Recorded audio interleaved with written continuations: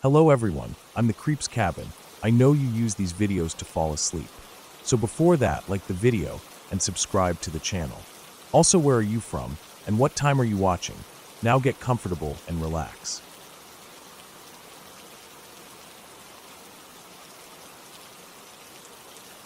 I remember that camping trip in Australia so clearly, even though it happened a long time ago. It was before the days when everyone had weather forecasts in their pocket, before you could just check an app to see if you were going to get slammed with a storm or if the day would be calm. Back then we just went out and hoped for the best. We didn't really think about how dangerous it could get. We just packed up our tents and food and headed out into the country with that easy confidence you only get when you're young or when you've done something so many times you forget what could go wrong. It was late summer, I think, and the days were long and hot. We set up our camp by a lake somewhere in the country. I can't remember exactly where. It was just another quiet lake in the bush, the kind of place that looks almost exactly the same as any other small lake in Australia if you don't pay close attention. Dry grass near the water, gum trees leaning over the edge, a dusty parking area with potholes big enough to swallow a wheel if you weren't careful. There were maybe 4 or 5 of us. We pitched our tents close together like always, thinking about the social part of the camping trip first and practicality second. There were birds calling in the trees as the sun set and insects humming everywhere. That first evening was perfect. We cooked sausages over a small portable stove, passed around a bag of bread rolls, and watched the light fade to pink and then deep blue. The lake was flat and black in the fading light. We stayed up until it was dark, telling jokes and feeling completely at ease. None of us were thinking about what might come in the night. It was later, maybe midnight or a bit after, when I woke up to the sound of wind tearing through the trees. It wasn't just a breeze. It sounded like a freight train coming down the hill behind us. At first I lay there half asleep, thinking it was just a gust. But it didn't stop. The sides of the tent started to ripple and shake. I heard branches cracking up in the trees. I unzipped my sleeping bag and sat up. There was no light, just total darkness, except for the flashes of lightning that started to come from somewhere across the lake. Each flash lit up the inside of the tent for just a split second, bright white against the thin green fabric, and then it was gone again. Then the rain started. It wasn't gentle at all. It was like someone dumping buckets of water straight out of the sky. Within seconds it was pounding down so hard that I could hear it smashing into the ground through the noise of the wind. The sides of the tent started to cave in as the wind pressed against it. I reached out and held one of the poles, trying to keep it upright, but it was useless. The wind just kept building, and the rain kept hammering down harder and harder. Another flash of lightning lit up the lake for a moment, and I saw how the surface was just chaos, water pounding water, the whole lake covered in white splashes. The thunder came almost instantly, shaking the ground under me. The tent poles bent inwards, so far I thought they would snap. A second later, they did. One of them snapped right near my hand. The sound of it breaking was sharp even through the wind and thunder. The tent collapsed down onto me, and rain came straight in.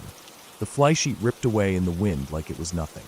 I tried to push the fabric away from my face, but it was soaked and heavy. The water started to pool around me on the floor of the tent. The seams were leaking everywhere. I could feel cold water soaking into my sleeping bag and my shorts. It ran down my back and under my legs. I crawled out through the collapsed doorway into the storm. Outside it was chaos. I could barely see anything except when the lightning flashed. The rain hit my face so hard it hurt. I stood up, trying to see where the others were. Their tents were all down too. Just flattened shapes on the ground, some of them flapping in the wind, some torn to pieces. The air was cold, and the rain was freezing. My feet sank into mud with every step. The campsite was just a mess of collapsed nylon, broken poles, and bags half buried in muddy water. We didn't talk. We didn't even look for each other properly. We all knew what we had to do. The toilet block was the only solid building in the entire campground. It was just a small concrete block with a flat metal roof, but it was dry and it wasn't going anywhere no matter how hard the wind blew. I ran across the campground toward it, slipping and sliding in the mud. My shirt was soaked through and heavy on my shoulders. Water ran down into my eyes, and I wiped it away with my wrist as I ran. The lightning was so close now that every flash felt like someone was taking photos of me with a massive flashbulb. The thunder was deafening. Each boom rattled in my chest. When I got to the toilet block, I yanked the door open and stepped inside. The light was dim yellow from the single bulb in the ceiling. The smell of damp concrete and old urine hit me straight away. But it was warm and it was dry. I sat down on the floor, my back against the cool concrete wall, and pulled my knees up to my chest. A moment later the others started to arrive one by one, soaked through and dripping all over the tiles. There was water pooling under us, running off our clothes, but it didn't matter. It was safe. The wind screamed outside, rattling the metal door in its frame. I could hear the roof vibrating when the stronger gusts came through.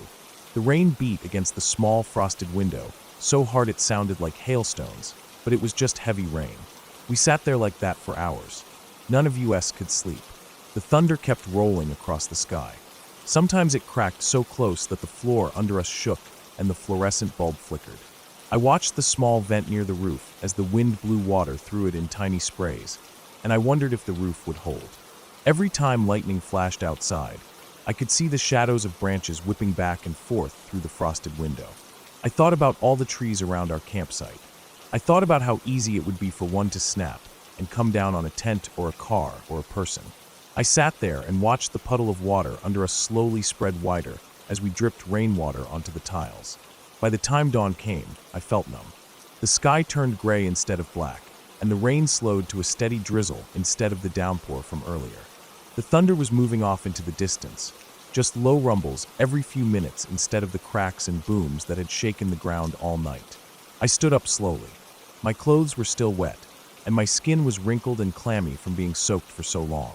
The others were quiet, staring at the floor or at the walls. I walked to the door and pushed it open. The air outside was cool and smelled of wet earth and broken branches. The campground looked like a war zone. Tree branches were scattered everywhere. Leaves were plastered against tents and cars. The tents were in pieces, poles snapped and nylon torn into long strips that flapped weakly in the breeze. Our camp chairs were upside down in the mud, one of them half buried in a puddle. The lake looked dark and muddy, with dead branches floating near the shore. Everything was drenched and silent, except for the soft sound of rain dripping off the trees. We spent the morning gathering up what was left of our gear. Most of it was soaked through. Some bags had been ripped open, and our clothes were covered in mud. We stuffed everything into the cars as best we could. None of us said much. Everyone was tired and cold and ready to go home. As I walked around picking up broken tent poles and bits of fabric, I kept thinking about how quickly everything can change. One evening you're cooking sausages by the lake under a quiet sky, and a few hours later you're sitting on the toilet block floor wondering if the roof will hold when the next gust comes through. When we drove out that morning, the sky was still gray, but the rain had stopped. The dirt road was muddy and rutted from the storm. As we left the campground behind us, I kept looking back at the trees, half expecting to see another wall of black clouds coming over the hills. But the sky stayed quiet. The further we drove, the drier the ground got, until finally the road was just dust again. It felt like we had left another world behind us, one where wind and water ruled everything. After that trip, I never forgot how it felt to have your tent ripped away in the night. I still went camping, but I paid more attention to the sky. I checked the weather before leaving, even if it meant finding a payphone or calling someone from the road to ask. I learned what storm clouds look like in the distance and how the wind feels before the rain comes. I still think about that night sometimes, sitting on the toilet block floor with rainwater running off my hair and soaking into my shirt, feeling the thunder shake the ground, and realizing how small I was against the power of the weather. It wasn't the scariest thing that ever happened to me, but it was real, and it was enough to remind me that nature doesn't care how comfortable you were the evening before. It just does what it does, and all you can do is hope you're ready for it when it comes. That was the end of that camping trip. We never set up again that weekend. We just packed up what was left and drove back to town, quiet and tired, each of us thinking about the storm in our own way. Even though it was scary at the time, it felt good in a way to be reminded how strong the world is around us. Sometimes I think about that when I hear thunder rolling in the distance. I feel that same cold knot in my stomach, but I also feel alive, remembering how the wind tore the tents down and how the lightning lit up the world like daylight for just a second at a time.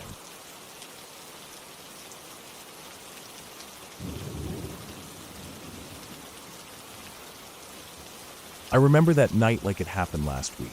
We were camping at Zion, car camping with a tent set up beside our little hatchback. It was mid-spring, and the days were warm and dusty, but the nights still dropped down enough to need a decent sleeping bag. We arrived early in the afternoon, set up our site under the big cottonwood trees near the river, and spent the evening hiking up to one of the lookouts. The wind was blowing strong that day, and I could smell the dusty desert and faint whiffs of juniper on the breeze as we climbed the rocky trail. We ate our dinner sitting on the tailgate of the car, my girlfriend eating leftover pasta she'd brought from home, and I had a cold ham sandwich I'd grabbed that morning before we left. We watched the sun drop behind the cliffs, turning them a deep burnt orange and red before they finally faded into gray as the sky turned dark. We cleaned up everything carefully, not wanting to attract raccoons or mice overnight, and crawled into the tent before it got too cold outside. I remember lying there, feeling that quiet satisfaction that only comes from a day outdoors. The tent fabric shifted gently in the breeze, and I could hear the river down below, rushing past in the darkness. The campground wasn't completely silent. There were other campers here and there, and someone's little battery lantern was glowing blue in their tent a few sites over. I could hear muted laughter from a group around a campfire, someone coughing in the cold air. The pop and hiss of burning would carried faintly to where we lay. It must have been around midnight when it started. At first, I felt a tickling on my forearm. I shifted in my sleeping bag, half asleep, thinking it was a hair brushing my skin, or maybe just my nerves. Then the tickling came again, this time on my cheek. I rolled over, annoyed, trying to sink back into sleep. But something inside me was starting to wake up, a quiet alarm that something wasn't right. I opened my eyes in the darkness. The moon was bright that night, and enough light filtered through the mesh top of the tent that I could see shapes and outlines. I rubbed my face, feeling something small and hard under my palm. I sat up, blinking, and that's when I felt it. All over my arms, tiny movements, crawling across my skin. I shook my head, and I could feel them in my hair. I could feel them crawling around my neck and slipping down my back under my shirt. I unzipped my sleeping bag as fast as I could and sat up fully. I looked down and saw them everywhere, little black ants, hundreds of them, crawling across the tent floor, the sleeping bags my pillow. I felt panic shoot through my chest like ice water. I tried to brush them off my arms, but as fast as I flicked them away, more took their place. They were crawling on my neck, down my chest, across my bare stomach, where my shirt had ridden up in the night. I could feel them going into my waistband, down my legs, little prickly feet hooking into my skin with every step they took. My girlfriend was awake by then. I saw her shape in the dim light, her sleeping bag thrown open, her hair messy and her arms flailing as she tried to brush them off her face and neck. She stumbled out of the tent, and I could hear her gagging as she wiped them off her lips and ears. I stayed there for a moment longer, looking down at the black sea of ants swarming across the tent floor, thinking about how the hell they had gotten in here. I tried to stand up, but I felt them crawling on my feet, biting at my toes and ankles. It was like stepping into a moving carpet. I could hear them under the tent floor too, like a constant rustling, thousands of tiny legs moving all at once. My skin crawled with a sickening feeling as I grabbed my shoes and stumbled out into the cold night air. My girlfriend was already sitting in the car, the interior light glowing. I saw her wiping her face and shaking out her hair, looking pale and shaken. I stood there for a moment, trying to brush off the ants from my arms and legs, but it was useless. They were inside my shirt, my shorts, my socks. I pulled off my shirt right there and shook it out, dozens of them falling onto the ground, still moving in a writhing black mess. The night air felt cold on my bare chest. I could see the tent now in the moonlight, and I saw where they were coming from. There was a hole in the ground right next to the tent, not even 6 inches away from the edge. We must have pitched right over their main colony entrance. The ants were pouring out in a steady stream, marching under the tent fly, through the mesh gaps at the corners, flooding inside like water pouring from a broken pipe. I felt something in my ear and shook my head violently, trying to get it out. I stuck my pinky finger in and flicked it, feeling something pop out and crawl down my neck. My stomach twisted in disgust, and for a moment, I felt like I was going to throw up right there on the sand and dirt beside the tent. My girlfriend rolled down the window and said she was going to sleep in the car. Her eyes were wide and frightened, and I knew she wouldn't come back into the tent no matter what I said. I didn't blame her. I thought about joining her, but the front seats were crammed full of gear and coolers, and the back seats were too small to stretch out. I looked around in the quiet, my skin still prickling, feeling phantom ants crawling all over me.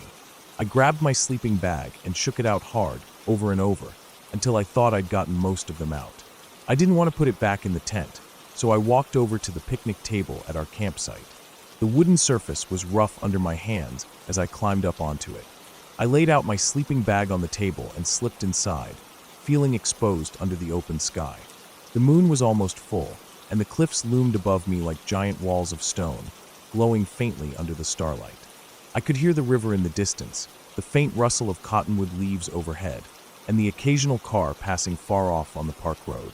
But under all that, I could still feel them.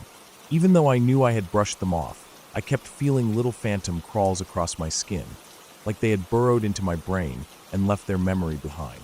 I lay there, staring up at the sky, feeling the hard wooden boards digging into my back through the sleeping bag.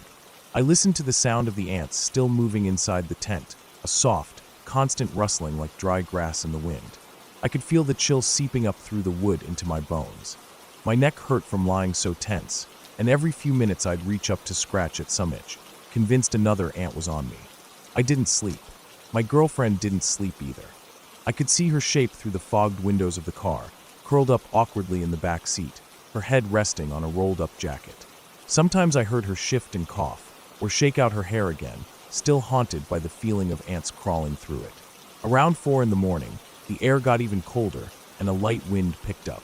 I pulled the sleeping bag tight around my shoulders, staring up at the sky as the stars began to fade. My eyes felt gritty and my mouth was dry, but I didn't care. I just wanted the night to end. Finally, the first pale gray light started to creep across the horizon. I sat up slowly, my back stiff and sore from the wooden table. I could hear birds starting to sing in the cottonwoods, little chirps and whistles echoing through the quiet campground. I saw my girlfriend open the car door and climb out stiffly, her hair a mess and her face pale and tired. We didn't say anything. We just stood there looking at the tent, still crawling with ants, the ground around it moving with their black swarming bodies. We knew there was no way we were staying another night there. We packed up in silence, shaking out every piece of clothing, every bag, every shoe, making sure nothing came with us. It took twice as long to pack because we kept stopping to check everything again and again, brushing away ants, stomping them into the dust. We drove out of Zion that morning, exhausted and silent, the rising sun blinding us as it broke over the cliffs. We stopped at a gas station down the road to wash our faces and brush our teeth, and I remember looking at myself in the mirror under those harsh fluorescent lights. My eyes were bloodshot, and I had tiny red welts all over my neck and arms where the ants had bitten me. I turned on the faucet and splashed my face with cold water, trying to wash away the gritty feeling of dirt and sweat and ants, but it didn't help. The memory of them was still there, crawling under my skin. That was the worst single night of my life. I've camped in storms. I've camped in freezing wind that tore my tent half apart. I've camped in the pouring rain with water pooling under my sleeping pad. But nothing was like that night. Nothing was like the feeling of lying in the darkness, completely helpless, with thousands of tiny creatures crawling over every inch of your skin, into your ears, across your lips, down your back, everywhere. It was like being buried alive, but instead of dirt, it was ants moving and biting and filling up the world until you couldn't think about anything else. After that trip, I started checking the ground more carefully before pitching a tent. I'd stand there for a good 5 minutes just staring down at the dirt, looking for any signs of holes, mounds, trails of insects, anything at all. Even now, when I'm backpacking deep in the wilderness, miles away from anyone else, I still check the ground, still feel that phantom crawling on my skin when I lie down to sleep. We still talk about that night sometimes, me and her, when we're sitting around a fire or driving to another campsite. We laugh about it now, in that dry, tired way you laugh at something only because you survived it. But deep down, I know neither of us really think it's funny, because for those few hours, under that cold desert sky, it felt like the ants owned the world, and we were just two helpless bodies in their way.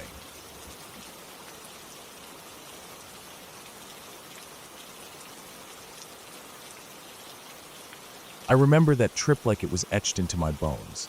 We were 17 then, me and my buddy Chris, and it was late spring in Arizona. School was almost out for the year, and the heat had come back strong in Phoenix, pushing people indoors to their ACs and ceiling fans. But we didn't care. We just wanted out of town for a couple days to get away from homework and curfews and the general suffocation of high school.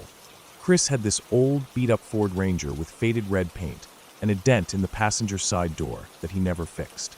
We packed it up late in the afternoon with 2 sleeping bags, an old army tarp, a little propane stove, some top ramen packs, water jugs, and a small cooler with sandwich meat and Cokes.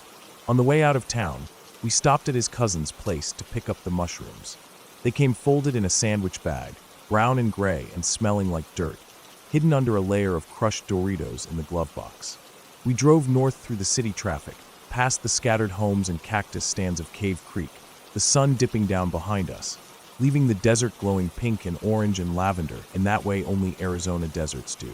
Saddleback Mountain sat out there like a sleeping giant, just a long ridge rising up over the flats, lined with boulders and mesquite and scrawny Palo Verde trees clinging to the gravelly slopes. We parked at the end of a dirt spur road just before dusk. The sky was clear and turning navy, with the first stars blinking on. There was a light breeze, warm but not hot anymore, brushing against our arms as we pulled out our stuff. We strapped on our backpacks and walked up the faint trail toward a rocky outcropping that overlooked the valley below. The dirt crunched under our boots, and every now and then we kicked loose a pebble that tumbled down the slope. A few times I saw movement out of the corner of my eye, little desert lizards darting into cracks or under sagebrush. When we reached the top, we rolled out the tarp on the flattest part we could find, which wasn't very flat at all. The ground was packed dirt with a scattering of rocks and a few clumps of dry grass sticking up like brittle hair. We laid our sleeping bags side by side on the tarp and tossed down our packs near our feet. By then, the sky was full black. We cooked ramen on the little stove, steam rising in the dim glow of our headlamps. I remember the noodles tasted like salt and metal and hot plastic, but out there everything tasted good. After eating, we turned off our lights and just laid back looking at the stars. There were so many, more than you ever see in the city, where orange haze clogs up the sky. Out here it felt like we could fall up into the black if we stared long enough. That's when Chris pulled out the mushrooms and handed me half. They were dry and chewy and tasted like bitter dirt. I forced them down with gulps of warm Coke. Then we waited, lying there wrapped in our sleeping bags with the cool night air pressing against our faces. At first, I just felt light, like my chest wasn't as heavy as it usually was. Then the sky started pulsing around the edges. I turned my head and the rocks near us seemed to shimmer, their outlines rippling like heat waves. The stars looked closer too, like if I stood up on my toes, I could brush them with my fingers. The half moon had come up over the ridge, pale and bright, lighting up the scrub and rocks around us in a hazy silver glow. We spent hours just lying there talking. About aliens. About UFO sightings near Roswell and Area 51. About how vast the universe was and how it felt like the government knew more than it let on. I remember thinking that if I focused hard enough, I could see the movement of satellites with my naked eyes, tracking their invisible paths across the sky. Chris said he'd read about alien abductions where people lost hours, waking up with strange burns on their skin or metal implants under their flesh. The mushrooms made his voice echo, or maybe it was the quiet out there making each sound seem bigger. We both drifted in and out of sleep, waking up shivering then drifting off again. The desert gets cold at night, even after a hot day. I pulled my sleeping bag tight around my shoulders, hearing coyotes yipping far off down in the washes. At some point around 1 a.m, we fell fully asleep, still half zipping our bags, the moon bright enough that I could see the outline of Chris's face when I rolled over. Then, suddenly, it was around 4 a.m. I woke up to this deep throbbing sound. I can't even explain it right. It wasn't a rumble like thunder. It was more like a huge subwoofer in the sky, vibrating my chest and skull and pulses. My heart jumped into my throat. For a few seconds, I couldn't move. Just lay there with my eyes wide open staring at the sky, which was dark blue now with the faintest tint of dawn coming from the east. The sound kept coming. It was so loud I felt it in the ground under me, in my teeth. I thought about those UFO shows on the History Channel, where farmers woke up to lights above their fields. I couldn't see anything at first, just the night sky and the faint outlines of rocks and bushes around us. I wanted to yell for Chris, but my voice felt locked in my chest. Then the light came. A beam of white light shot down onto us, so bright it burned my eyes and made me squint. I could see every pebble on the tarp, every wrinkle in Chris's sleeping bag, the pattern of grit and dust on my own skin. My heart started hammering, so hard it felt like it would rip out of my chest. For a few frozen seconds, I was convinced this was it. The abduction we'd spent hours laughing about. I imagined gray, spindly figures with big heads waiting above in a craft to drag us up and do whatever people always say happens up there. Probes, experiments, mind wipes. The adrenaline surge almost made me puke. My hands were shaking, and my mouth was dry as chalk. Then the light moved, sweeping off us and onto the desert slope beside us, lighting up the pale rocks and dry bushes like it was midday. The throbbing sound shifted, and as my eyes adjusted, I saw the silhouette of a helicopter hovering above us, dark against the sky, with its big searchlight sweeping back and forth. The rotors chopped through the quiet dawn, sending waves of sound through my body. The helicopter moved slowly down the ridge, its light scanning the hillside and the canyons below. As it drifted away, the pulsing thump faded into the distance, becoming a low vibration that eventually merged with the whisper of the wind. The sky was lighter by then, that deep cobalt of pre-dawn shifting into purple and gray and pale orange on the horizon. I could hear birds waking up in the bushes below, little chirps echoing in the quiet after the helicopter left.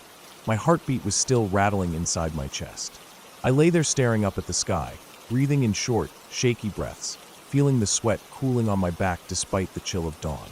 Chris finally stirred next to me, his sleeping bag rustling as he shifted around. I felt drained, like every bit of adrenaline had poured out of me, leaving my muscles empty and trembling. The sun rose slowly, casting long shadows across the rocks and making the air turn gold and pink. We packed up quietly, rolling up the tarp and stuffing our sleeping bags into their sacks. My hands felt clumsy, and every time I closed my eyes I still saw that bright light shining down. When we walked back down to the truck, I noticed how dry my mouth was. The inside of my cheeks felt glued together, my tongue thick and swollen with dehydration. On the drive back to Phoenix, the roads were empty. The desert stretched out on both sides, silent and still in the morning heat. I kept looking out the window at the passing cactus and dry grass, thinking about how close I felt to something that night. The mushrooms were mostly gone from my system by then, but their echoes still lingered in the back of my brain, making the colors a little brighter and my thoughts a little deeper. Later that day, when we were back in town sitting on the curb outside Chris's house, he pulled out his phone and checked the local news. Turned out the helicopter had been out searching for a hiker who got lost the evening before. They found him down in a wash a few miles east of where we camped, dehydrated but alive. He'd wandered off trail and gotten disoriented in the dark. I sat there in the warm morning sun, feeling the rough concrete under my hands, the smell of desert dust and car exhaust mixing in the air. Part of me was relieved it was just a helicopter. Another part of me felt something else, a hollow feeling I couldn't explain, like disappointment, or maybe the quiet understanding that reality always comes back to Earth no matter how far your mind drifts into the stars. When I think back on that night now, years later, I can still feel the vibrations in my chest. I can still see that white light burning through my eyelids, making my heart stutter and my gut clench with pure animal fear. But I can also remember the softness of the night air on my face, the endless stretch of stars above me, the smell of desert dirt and mesquite smoke and sweat. It reminds me how thin the line is between fear and wonder, and how sometimes the scariest things turn out to be just the world carrying on with its own business, completely indifferent to whatever fears are spinning around inside our heads.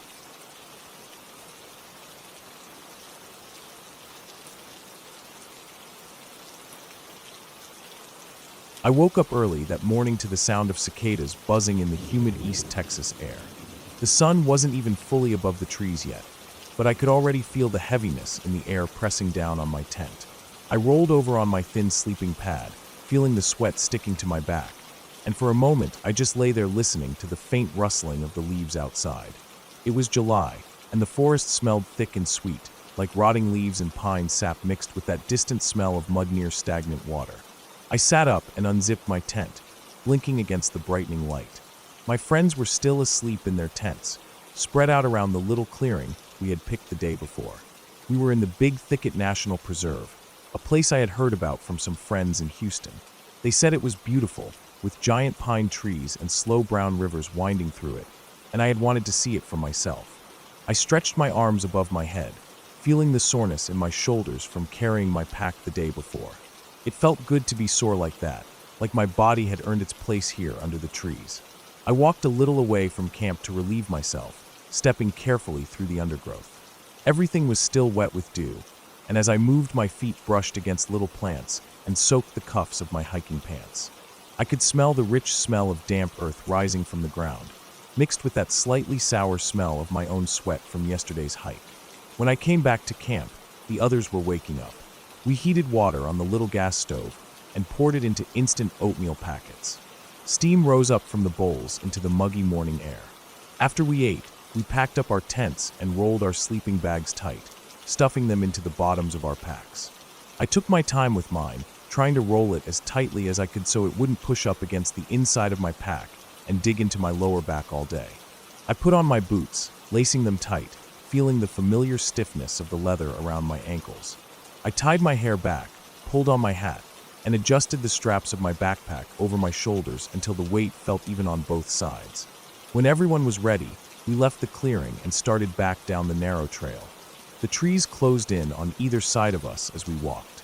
It was quiet except for the sound of our boots on the sandy soil, the occasional call of a jay or woodpecker somewhere off in the trees. We passed under tall pines with trunks so straight and thick they looked like pillars holding up the pale sky.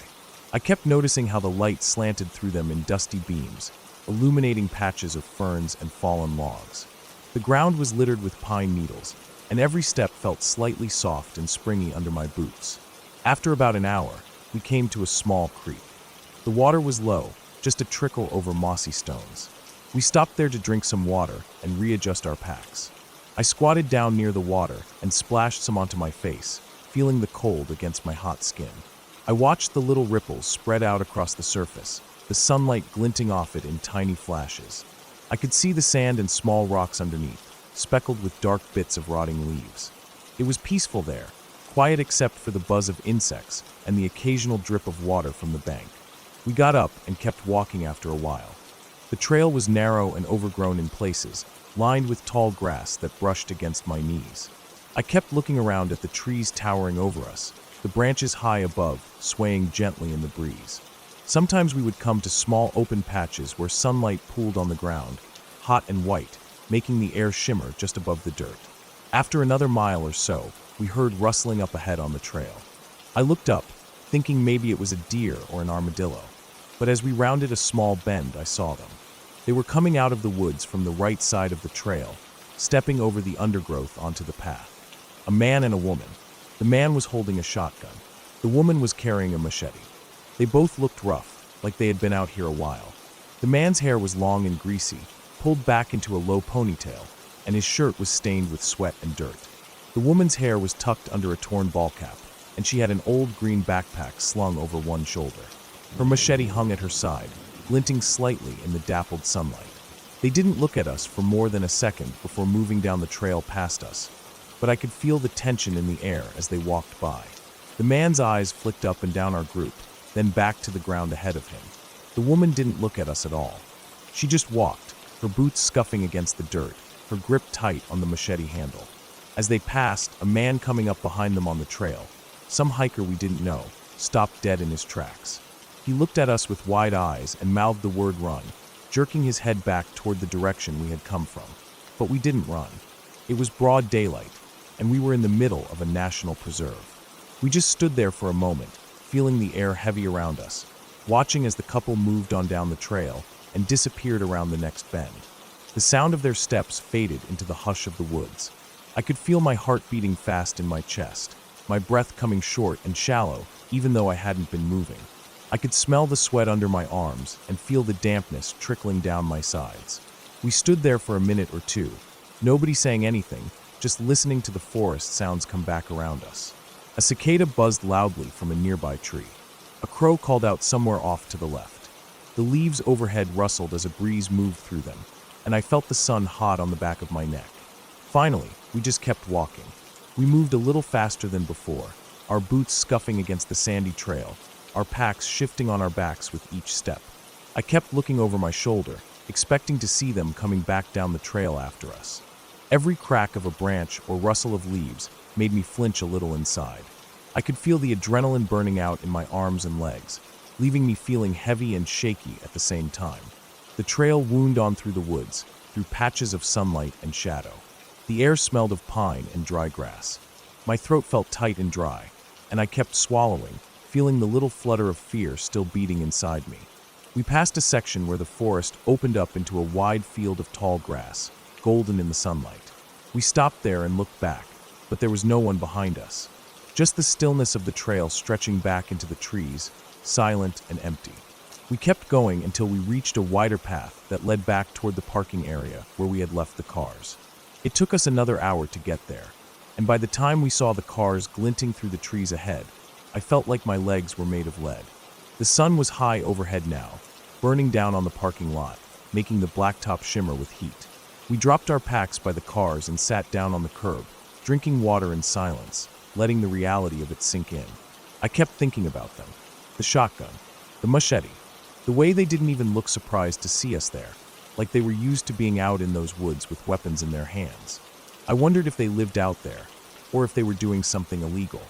Maybe they were just clearing brush, or maybe they were hunting feral hogs, which were a problem in those parts. But the way they moved, the way they didn't say anything, just walking past us like we were nothing, it stayed with me.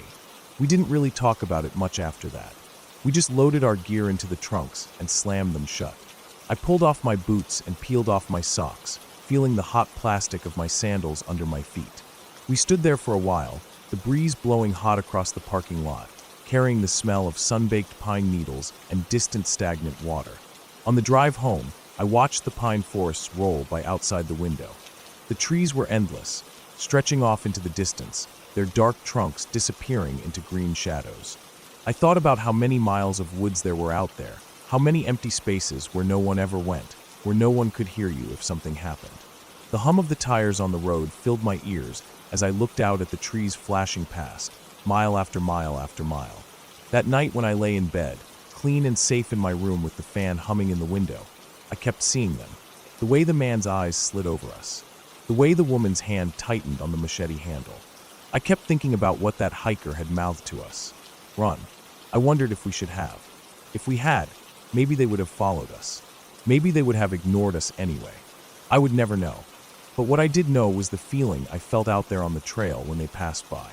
That cold spark of fear, like ice water in my veins, telling me I didn't belong out there, not in the same way they did. That was their place. The woods were big enough to swallow people whole, and nobody would ever even know they were gone. I closed my eyes and listened to the sound of cars passing on the road outside my window, feeling the solid walls around me, the locked door, the safe dark of my room. But even there, I could still feel the hot, sticky East Texas air and see the shotgun glinting in the pale forest light as they disappeared around the bend.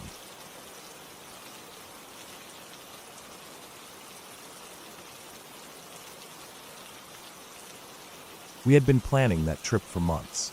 My wife and I both needed a break from work, from the screens, from everything. We wanted to feel small again, lost under big skies, with nothing but old trees and mountains around us. Banff had always been on our list, but this was the first time we actually made it out there together.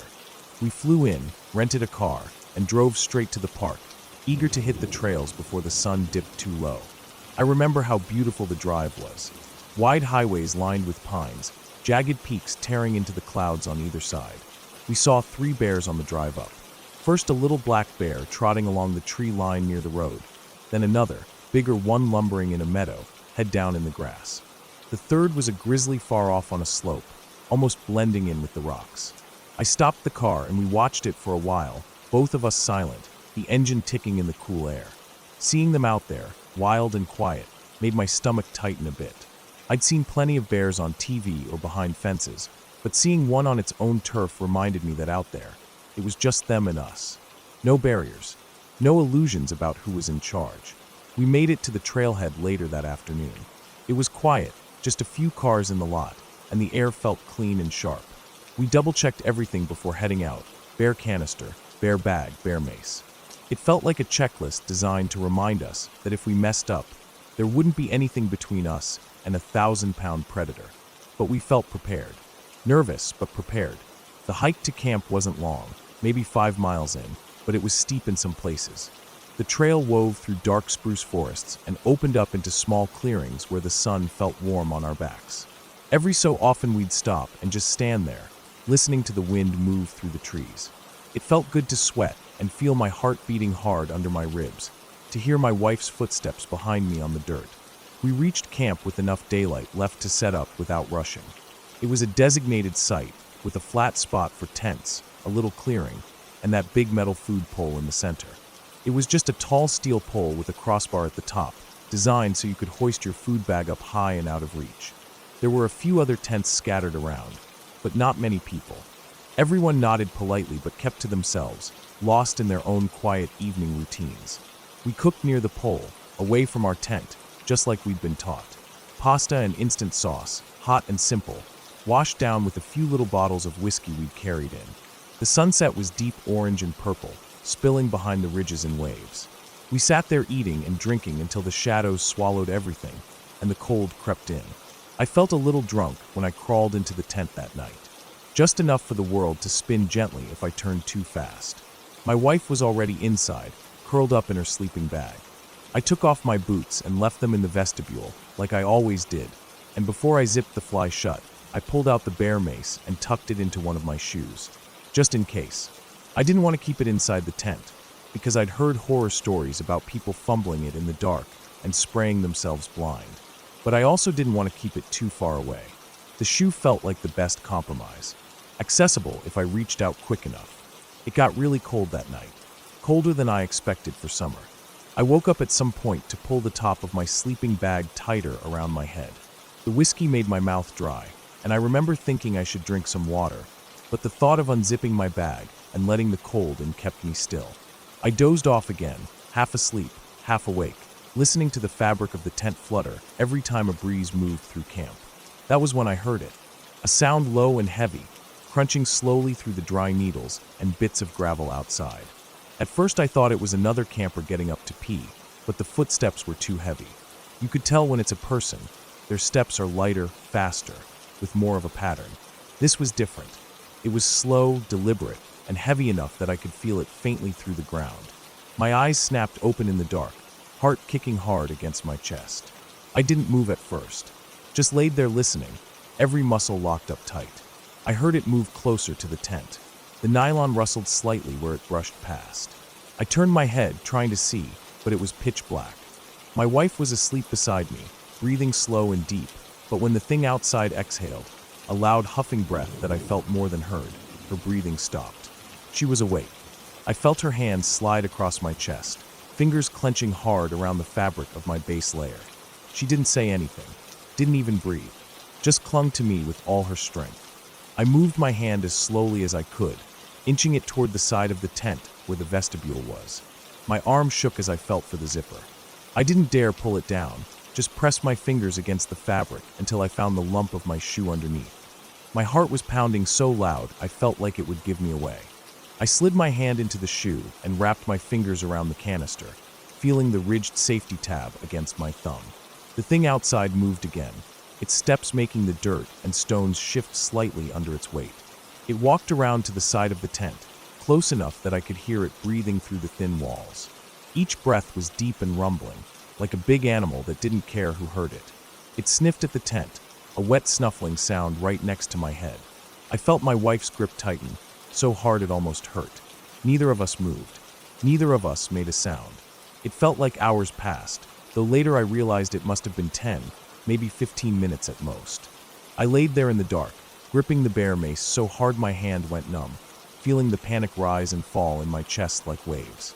I remember thinking about what I would do if it tore through the tent, whether I'd even have time to pull the safety tab, whether spraying it would do anything if it was already on top of us. I thought about her too, how helpless she felt, clinging to me like I could protect her from something this big. I felt small and useless and terrified in a way I hadn't since I was a kid. The bear, because I knew it was a bear by then, there was nothing else that heavy out there, eventually turned and walked away. Its footsteps faded back into the trees, slow and quiet, until all I could hear was the blood rushing in my ears. My wife finally let go of me and buried her face into my chest. I could feel her shaking, her tears soaking through my shirt. I didn't say anything, just wrapped my arms around her and pulled her close. Neither of us slept for the rest of the night. We laid there in the cold, listening to every sound, every whisper of wind through the pines. I kept my hand on the bear mace the entire time, afraid to let go even after my fingers went stiff and cramped around it. I think I drifted off for a few minutes here and there, but every time I closed my eyes I saw that bear tearing through the nylon, its teeth and claws and black eyes filling the tent. When dawn finally came, the relief felt like a physical thing pressing down on us. I unzipped the tent and stepped out into the cold morning air, knees weak under my weight. The ground was covered in bear tracks. Big, wide prints in the soft dirt, circling our tent, stopping near where my head had been. I stood there staring at them, the adrenaline making my hands shake. We packed up fast that morning. Neither of us talked much. The other campers asked if we heard the bear come through camp. Everyone had. It checked most of the tents, sniffing around for food. Someone's bag of trail mix got torn open where they left it by accident under the food pole. Nothing else was damaged. Just a curious bear moving through, looking for something easy. We hiked out quietly, each step taking us further away from that fear, but never really removing it from our minds.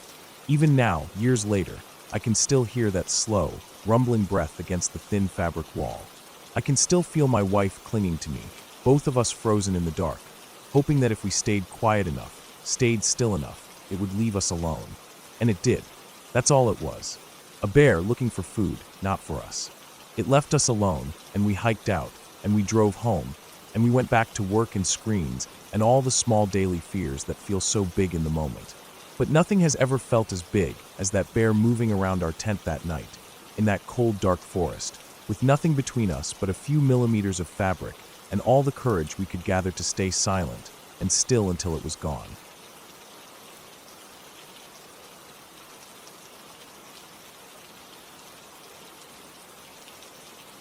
I remember the smell of the water before anything else. That heavy, sweet, rotting smell that comes off the bayou at sunset. I had driven in from Baton Rouge that morning, stopped at a gas station just off I-10 near Butte La Rose to top off and grab a can of iced coffee. The sun was still low then, but the air was already thick and warm. I had been planning this solo overnight paddle for weeks. I wanted to test my hammock camping setup over the water for the first time. Everyone on the forums made it look so peaceful. The stillness of swamp water below you, dragonflies humming past, nothing but cypress knees and low mist at dawn. I wanted that. I parked near the boat ramp, unloaded my sit-on-top kayak, and packed it down with my dry bag, hammock tent, food bag, bug spray, flashlight, small first aid kit, and a little bottle of bourbon I kept hidden from myself until trips like this. I clipped my paddle to the kayak, pushed off, and felt the quiet swallow me up before I even reached the bridge. The long concrete stretch of I-10 ran above me like some endless ceiling, semis roaring overhead, making the water around my kayak ripple with every passing truck. The shadows under the bridge were cool and blue even as daylight grew. I paddled under it, watching dark water swirl into pale green as I entered Henderson Swamp. Cypress trees rose from the water like pillars holding up nothing. Spanish moss drifted down in long strings. Egrets stood motionless on half-submerged logs. The water was silent except for insects clicking and a few bullfrogs croaking somewhere in the distance. I felt the sun on my arms as I paddled deeper, weaving through channels and open pools, always scanning for fallen logs or stumps that could catch my kayak and flip me. I saw lily pads everywhere, wide flat discs with little purple flowers blooming in their centers. Once I saw a snake slip from a branch and disappear into the water, leaving only a ripple. I tried not to think about it. I paddled until I felt my arms shaking. I had been going for hours, weaving in a wide loop through the swamp, seeing no one. I found 2 cypress trees close enough together, growing out of water that was maybe waist deep. Perfect for my hammock setup.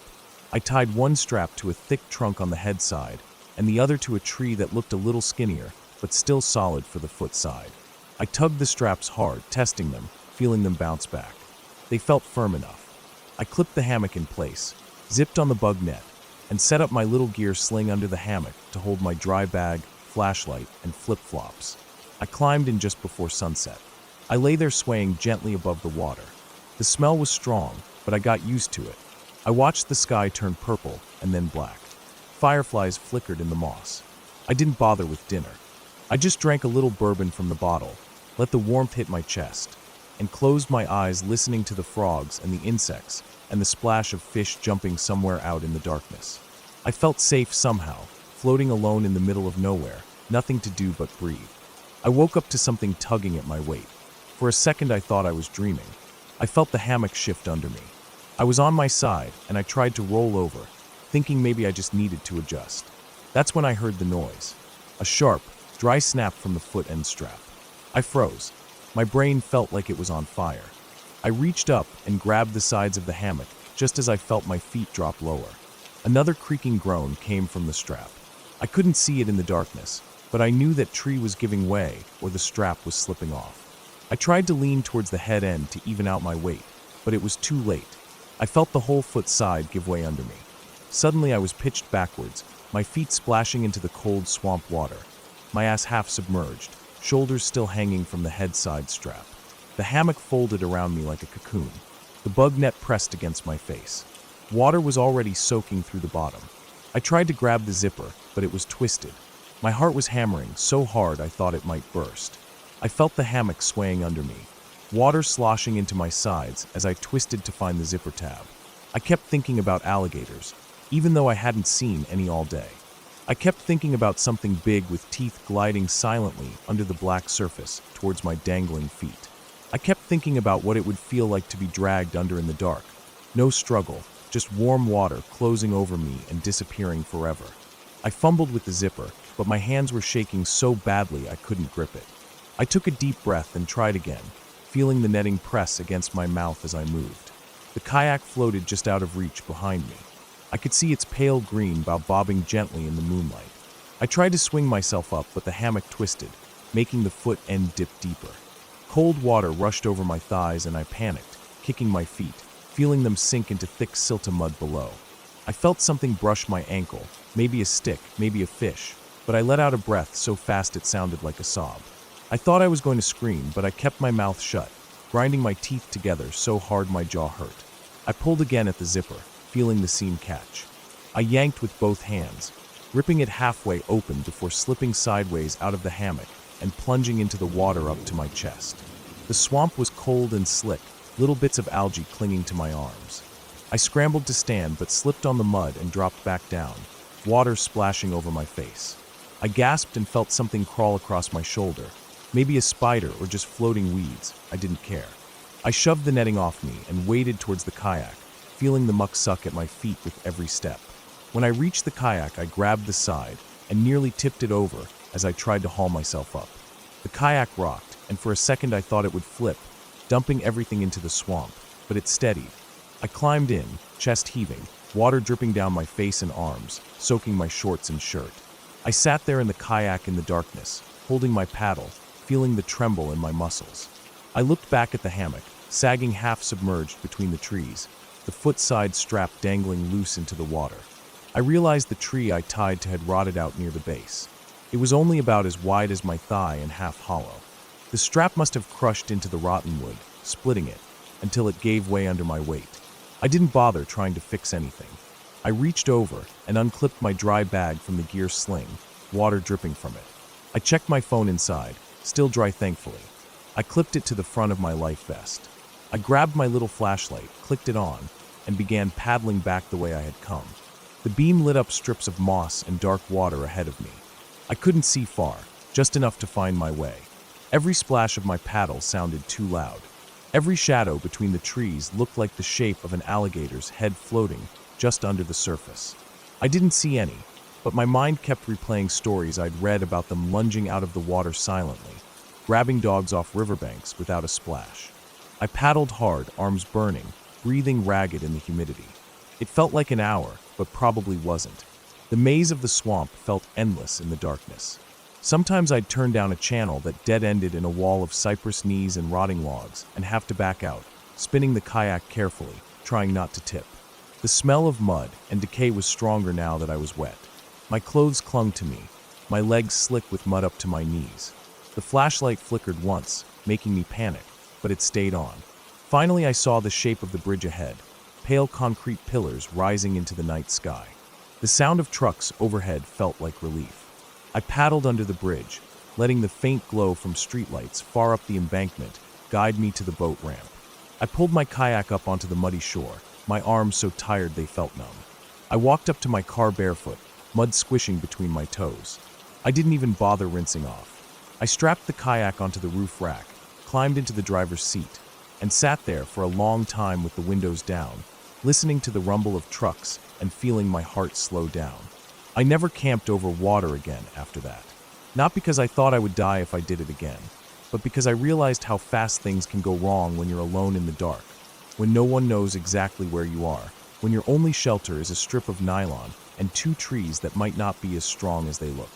I learned to respect the swamp that night, learned to respect my own fear, learned to respect the quiet that feels peaceful until it turns on you without warning.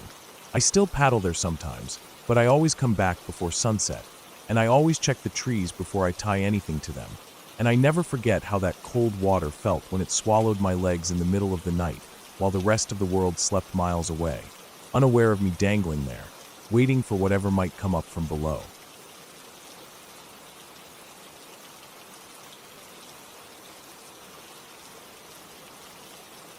I woke up to the feeling of something pressing against me hard.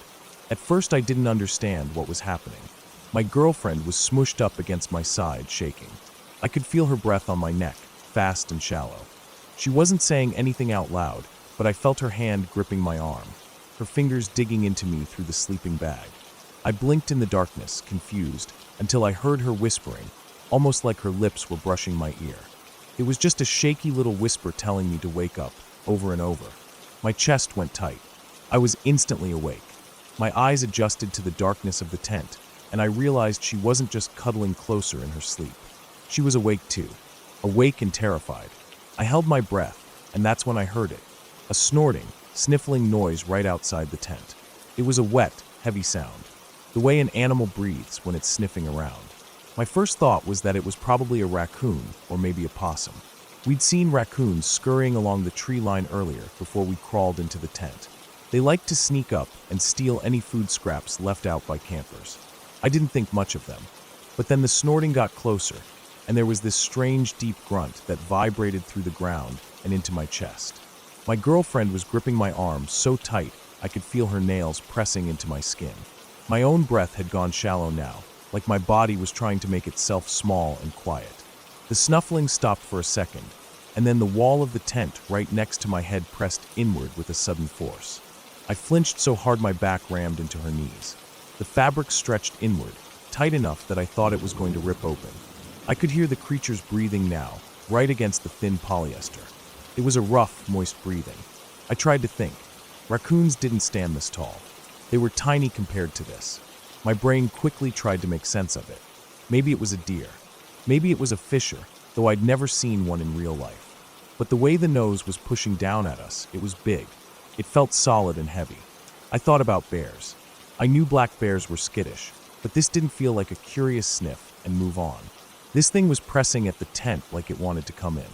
My heart was pounding so hard I felt dizzy. I imagined the animal clawing through, the thin polyester ripping open, and then I pictured it scrambling in with its claws or teeth, or whatever it had, thrashing around in the small tent space, tearing everything apart, us included. I could almost hear the sound of it happening in my head, like a memory of something that hadn't happened yet. But it was 3 a.m. The entire campground was silent. I didn't want to shout. If I screamed, I'd wake up every other camper in the park. Everyone would come out of their tents half asleep and panicking, and if it was a bear, it would just make it worse. I tried to think what else it could be. The snorting continued, moving slowly along the side of the tent. The nose pressed in again, just above where my shoulder was. The tent pole groaned under the pressure, and I saw the shape of the animal's snout silhouetted by the dim moonlight outside. My girlfriend was shaking so hard the sleeping bag was rustling against the pad. I felt sweat trickling down my neck. I didn't smell bear, though. Not that musky, thick scent you always hear about. I didn't smell anything except the stale plastic of the tent and the cold, damp night air. The tent pressed inward again, harder this time, and I heard a low grunt. I felt the sound in my chest more than my ears. It sounded deep, big, heavy. I thought the tent was going to rip open right there. My heart was hammering against my ribs, and I felt like I might vomit from the fear. I knew if I didn't do something, it was going to come inside. And if it did, we wouldn't have a chance. I didn't have bear spray. We'd left it in the car because the park didn't usually have bear issues, and it felt silly to carry it to a developed campground with flush toilets and a host station. My only weapon was the heavy metal flashlight next to my sleeping bag. I reached out with shaking fingers and felt the cold metal of the flashlight. I slid my hand around it slowly, trying not to make noise. The tent pressed inward again. I couldn't breathe. My chest felt like it was being squeezed shut. I flicked the light on. The beam of light blasted against the fabric of the tent, lighting it up like a glowing lantern. I aimed it right at the spot where the nose was pushing in. The pressure stopped. The tent snapped back to its normal shape. The breathing on the other side went silent. My girlfriend was still shaking against me. I held the flashlight there, pointing it directly at where the animal had been. For a moment, everything was still. My ears were ringing with the rush of blood through my head. Then I heard a grunt, deep and short, and the sound of something shifting its weight on the dirt and grass outside. Heavy footfalls moved away from us, slow but sure. I felt the thumps through the thin foam sleeping pad under me. It wasn't running away, but it was leaving. My chest ached with the relief of it. I kept the flashlight pointed at the tent wall for what felt like hours, though it was probably only a minute. The footsteps faded into the trees. The snorting and sniffing noises were gone. I lowered the flashlight, but I didn't turn it off. Neither of us slept for the rest of the night. I sat up, propped against my rolled-up jacket, clutching the flashlight in my lap, and she lay curled up on her side, staring at the thin, glowing fabric of the tent, her eyes wide and glassy. We listened to the silence outside, waiting for the noises to come back. But the night was quiet except for the chirping of crickets and the rustle of a breeze moving through the top of the trees. I thought about unzipping the tent and looking outside to see if there were tracks.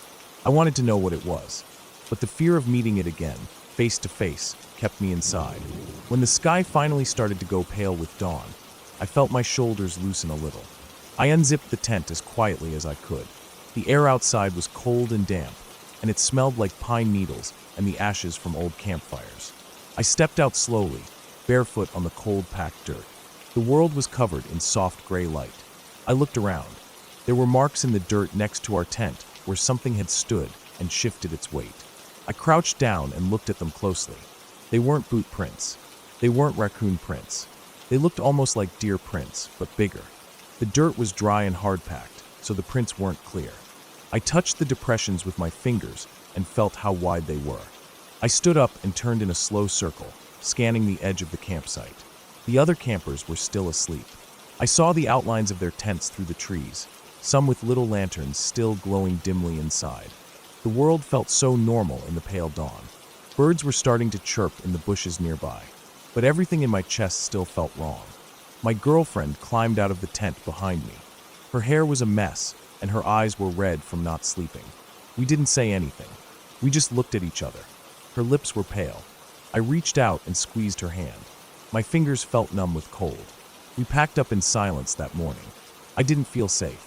Even as the sun rose higher and washed the campground in warm yellow light, I felt like something was still watching us from the trees. We left the campground and drove to a small diner on the way home. The coffee tasted burnt and the eggs were rubbery, but the warm food made my hands stop shaking. Neither of us really spoke about it. It felt like if we said it out loud, it would make it real in a way that we weren't ready for. That day, as we drove the long highway back home, watching the green trees blur past us, we both knew without saying it that we wouldn't be tent camping again anytime soon. The thin polyester walls felt too small, too weak. I kept picturing the way the tent pressed inward, the way the flashlight beam lit up the outline of its snout. It was too close, too real. The thought of that thin layer of fabric being the only thing between us, and whatever was out there made my skin crawl all over again. I don't know what it was that night. Maybe it was a bear. Maybe it was something else. I didn't smell bear, but it was big enough to push in the tent poles with no effort. Big enough to make my chest feel like it was caving in. Big enough that I never wanted to sleep under thin fabric walls again. That's why now, whenever we go camping, we rent a cabin. Solid walls. A door that locks. I know that nothing is really guaranteed safe. But after that night, I need more than a zipper between me and what's out there in the dark.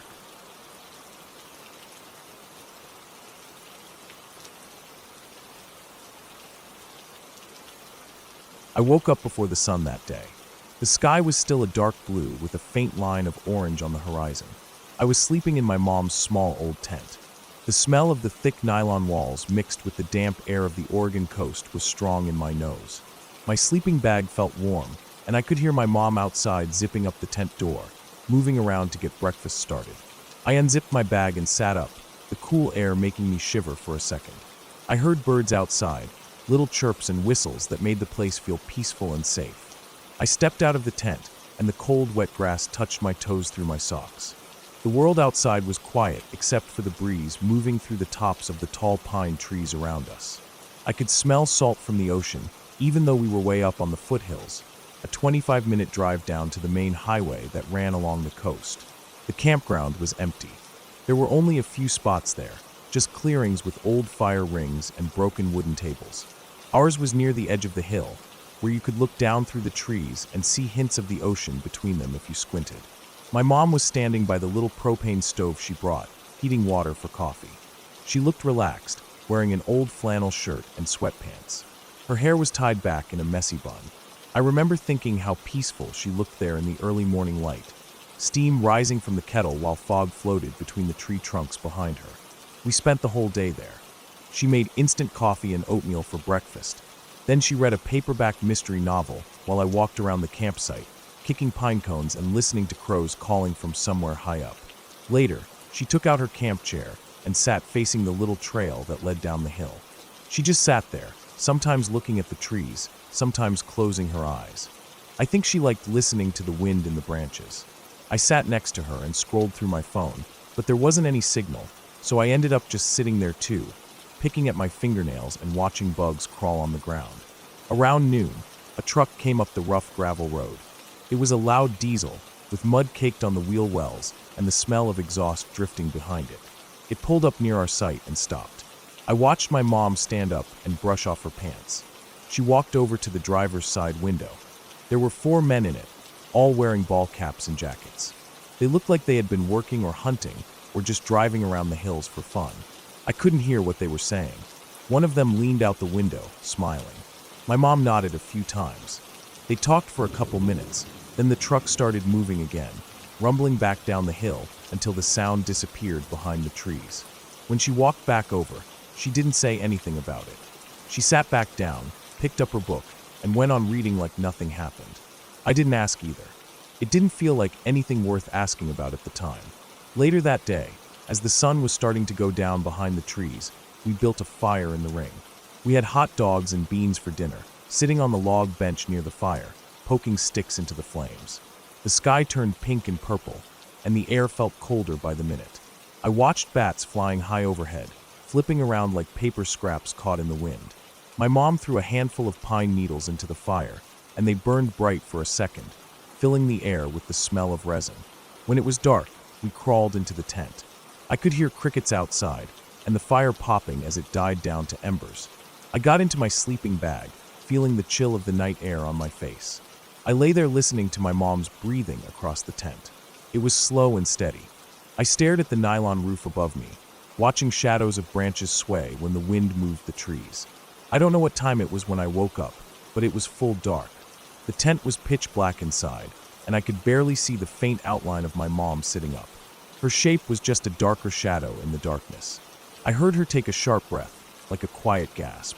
My eyes opened wider, trying to adjust. I turned my head towards her, but before I could say anything, I felt her hand cover my mouth. Her hand felt warm and a little shaky.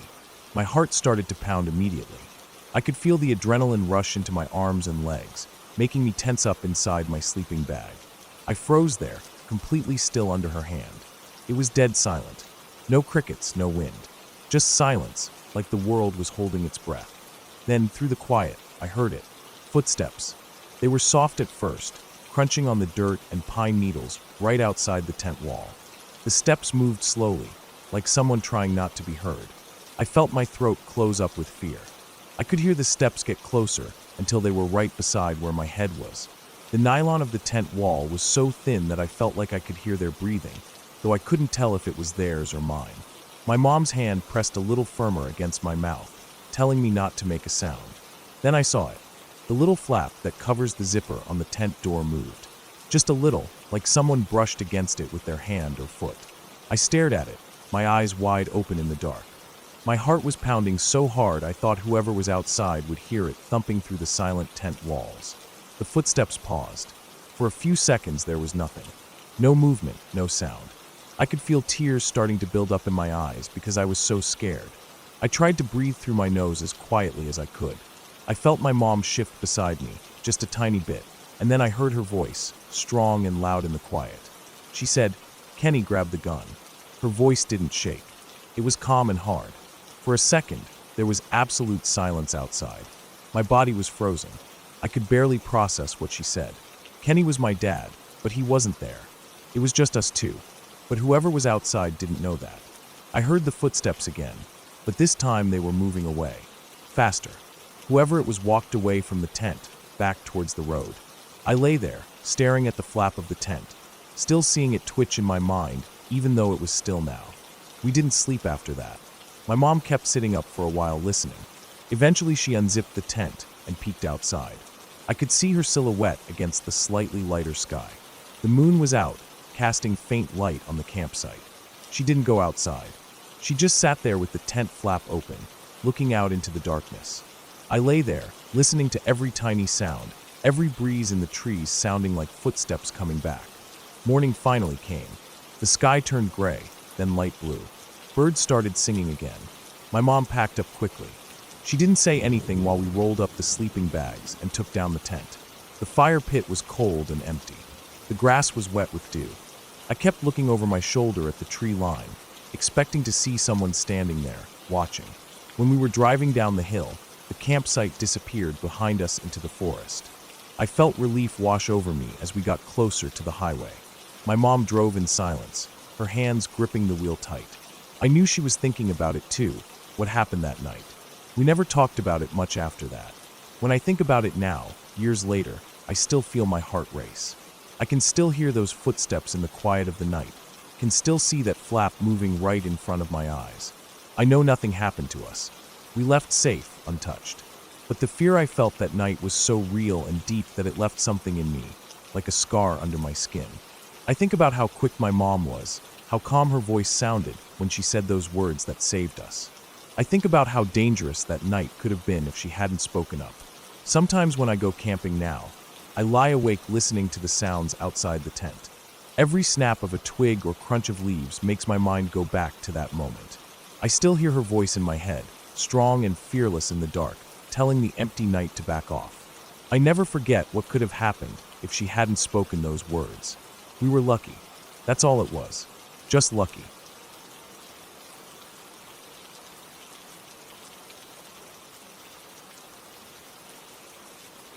I arrived at Theodore Roosevelt National Park North Unit late in the afternoon, back in 2009. I had driven a long way, and my shoulders were tight from gripping the steering wheel against the high winds that blew across the plains. It was the kind of wind that never let up, where the grass moves like water and the trees bend and creak with a tired groan that you feel deep in your chest. The place felt empty when I pulled into the campground. It was built for about 30 tents, but mine was the only vehicle parked there, and as I stepped out, I was met with nothing but wind and silence. There were cottonwood trees lining the outer edge of the campground, their leaves trembling with the gusts, and beyond them the buttes and valleys stretched out under a pale blue sky. I walked around for a minute before setting up my tent, just to get a feel for the place. The wind slapped at my clothes and whipped hair against my face. It felt raw and open, like there was nothing between me and the sky. I noticed the concrete picnic tables placed around each tent site, and some had their metal trash cans chained to posts so they wouldn't blow away or get dragged off by animals. I could hear the distant rattle of dry leaves rolling along the pavement and the occasional sharp creak of tree branches above me. When I finally picked a spot, I took my time setting up the tent. The wind was relentless, slamming against the tent walls like a living thing, so I used every guy wire I had, anchoring them into the ground at all the right angles. Normally I was lazy about that, just staking down the corners and tossing my sleeping bag inside. But that day, with gusts slamming through the valley like invisible freight trains, I wanted to be sure it wouldn't collapse in the middle of the night. Once I finished, I sat down at the picnic table and boiled some water on my little camp stove for dinner. I didn't feel hungry, but I forced myself to eat a freeze-dried meal and sip tea, watching the shadows lengthen on the ground and the sun sink lower behind the buttes. It felt lonely, but not in a sad way, just a heavy quietness that sat on my shoulders as the world darkened. By the time I finished cleaning up, it was dark. The stars came out sharp and cold in the sky, so many that it felt like looking into deep water with no bottom. The wind died down a little as the night settled in, and the only sound left was the whisper of air moving through the cottonwoods and the rustle of grass. I zipped myself into my sleeping bag, feeling the chill creep in through the thin walls of the tent. It wasn't long before I fell asleep.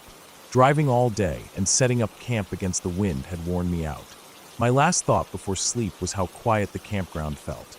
No other campers, no headlights, no murmuring voices or car doors slamming shut in the dark. Just me and the stars and the cold plains. I don't know what time it was when I woke up. My eyes opened to darkness, and for a moment I didn't know why I was awake. It was that heavy sleep where you wake up confused, your mind swimming slowly back to awareness. I could hear a sound just outside the tent. It was a steady, splashing noise, rhythmic and familiar. My brain recognized it before I could think too hard. It was the sound of a cow pissing on the ground, just a few feet away from my head. I grew up in dairy country. My earliest memories were of walking barefoot through the milking barns, feeling the warm manure squish between my toes, the smell of hay and silage, and cow shit so thick it settled into your clothes and hair and never fully left. I knew the sounds cows made in every part of their lives: eating, breathing, walking, pissing, dying. So when I heard that noise in my half-asleep state, it felt normal. My eyelids fluttered closed again. For a moment I let myself sink back into that heavy sleep, comforted by a sound that had been part of my life for so long. Then it hit me, hard and cold. I was in North Dakota. I was in the middle of a national park. There were no dairy farms here, no black and white Holsteins wandering around a campground at night. The noise didn't belong. It was like hearing footsteps in your living room when you're home alone. The fear came all at once, sliding up my spine and locking my shoulders tight. I moved as quietly as I could, holding my breath as I unzipped the small mesh window in my tent. The zipper teeth felt impossibly loud in the silent dark. My fingers were shaking as I pushed the flap aside and pressed my face against the screen to look out. The moon was bright that night, big and silver, flooding the valley with enough light to see everything in sharp detail. The world outside glowed pale blue and silver under it. I looked out and my chest clenched so tight it felt like my ribs would snap. There were buffalo everywhere. A whole herd, at least 50 of them, standing around my tent. Their massive heads swung slowly back and forth as they grazed, the moonlight catching the curved sweep of their horns. Their shaggy coats looked silver-tipped under the moon. I could see the puffs of their breath rising in the cold night air. Some of them stood still, staring out at the hills beyond the campground, and others shuffled forward a step or two, tearing at the grass with quiet snorts. One stood right next to my tent, so close I could have reached out and touched its flank if not for the thin layer of nylon between us. My first thought was to grab my camera. The sight was unreal, wild buffalo, so close I could hear them breathing, their hooves shifting against the dirt and gravel. But then I thought about what would happen if I clicked the shutter and the noise startled them. I looked at their thick necks and powerful shoulders and imagined 50 of them suddenly bolting in panic, crushing everything in their path. My tent, my body, flattened under pounding hooves in the dark. I set the camera down slowly, my hand shaking so badly I almost dropped it. I sat there for a long time, not daring to move. My eyes adjusted fully to the moonlight, and I watched them graze, shifting their heavy bodies with a grace that felt impossible for animals their size. Their fur rippled in the wind like slow water, and their shadows stretched across the ground, blending into one shifting, living mass. I could smell them through the thin tent walls, that deep musky smell of animal sweat, dirt, and grass. My ears rang with silence and adrenaline. I thought about how fragile the thin fabric of my tent felt between me and them. Just a few millimeters of nylon keeping me from the heavy weight of their bodies. At some point, I unzipped the other tent windows so I could see all around me. I sat there, legs crossed, staring out at them from every angle, the moon casting long pale stripes across my sleeping bag. They moved slowly through the campground, silent except for the snuffling of their noses in the grass and the quiet tearing as they grazed. Time stretched out in that silence. I felt like I wasn't even in my body anymore. It was like watching a nature documentary with the sound turned off. Only I could feel the vibration of their hooves against the ground through my knees. I watched them for what felt like hours. My mind drifted to everyone I loved, people who would never see what I was seeing at that moment. Faces floated in my memory, and I felt a deep ache in my chest for them. I thought about how far away they all were, sitting in warm houses under electric lights, sleeping in soft beds while I sat alone in a small tent under the moon, surrounded by silent giants. The Pink Floyd song, "Wish You Were Here," drifted into my mind unbidden, and I could almost hear the opening chords in the cold quiet. I mouthed the lyrics to myself, not daring to make a sound. Finally, after what felt like an eternity, the herd began to move off. They drifted away from the campground in small groups, their broad backs fading into the shadows of the cottonwoods and down the slope toward the river. The silence felt even deeper once they were gone, like the air itself was holding its breath. I sat there for a long time after they left, my eyes wide open, listening to the empty quiet and the whisper of the wind picking up again. Eventually I unzipped my sleeping bag and lay back down, staring up at the tent ceiling lit pale by the moon. My whole body felt heavy and weak with relief and awe. The adrenaline slowly drained out of me, leaving behind an aching tiredness that wrapped around my bones like a blanket. I thought about how close I had come to getting crushed without them even noticing.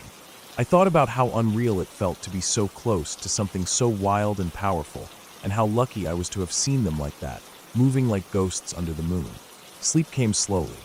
My mind replayed the sight of their massive heads, their shaggy shoulders shifting in the moonlight, their breath hanging in the cold air. Eventually my eyes closed, and I drifted off with that song still playing softly in my memory, thinking about everyone I wished could have been there to see it with me. When I woke up the next morning, the campground was empty again, just torn up patches of grass where they had grazed and wide, round hoof prints pressed into the dirt all around my tent. The wind had picked up again, rattling the tent walls, and the sky was pale and empty. For a moment I sat there in the cold light of dawn, listening to the flapping of the tent fabric, and I wondered if it had all been a dream. But when I stepped outside, I could still smell them in the grass. The scent of their warm bodies and the musky sweetness of grazed prairie lingered like a memory in the morning air. I packed up slowly, feeling every movement in my shoulders and legs. As I drove out of the campground, the sun rose behind me, lighting up the buttes and valleys in gold and pink. The road curved away into the wide plains, and I left behind nothing but my footprints and the quiet echo of that night under the moon, with only the buffalo for company.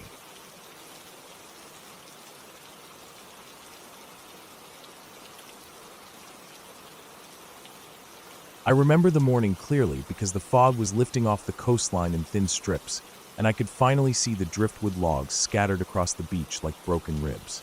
The girls were chattering softly behind me, complaining about the humidity and how their shirts clung to their backs. We'd been hiking for 2 days already along the Nuka Trail, weaving in and out of forest and beach, moving with the tides. My calves were burning from the weight of the bare barrel and group gear, but I didn't mind.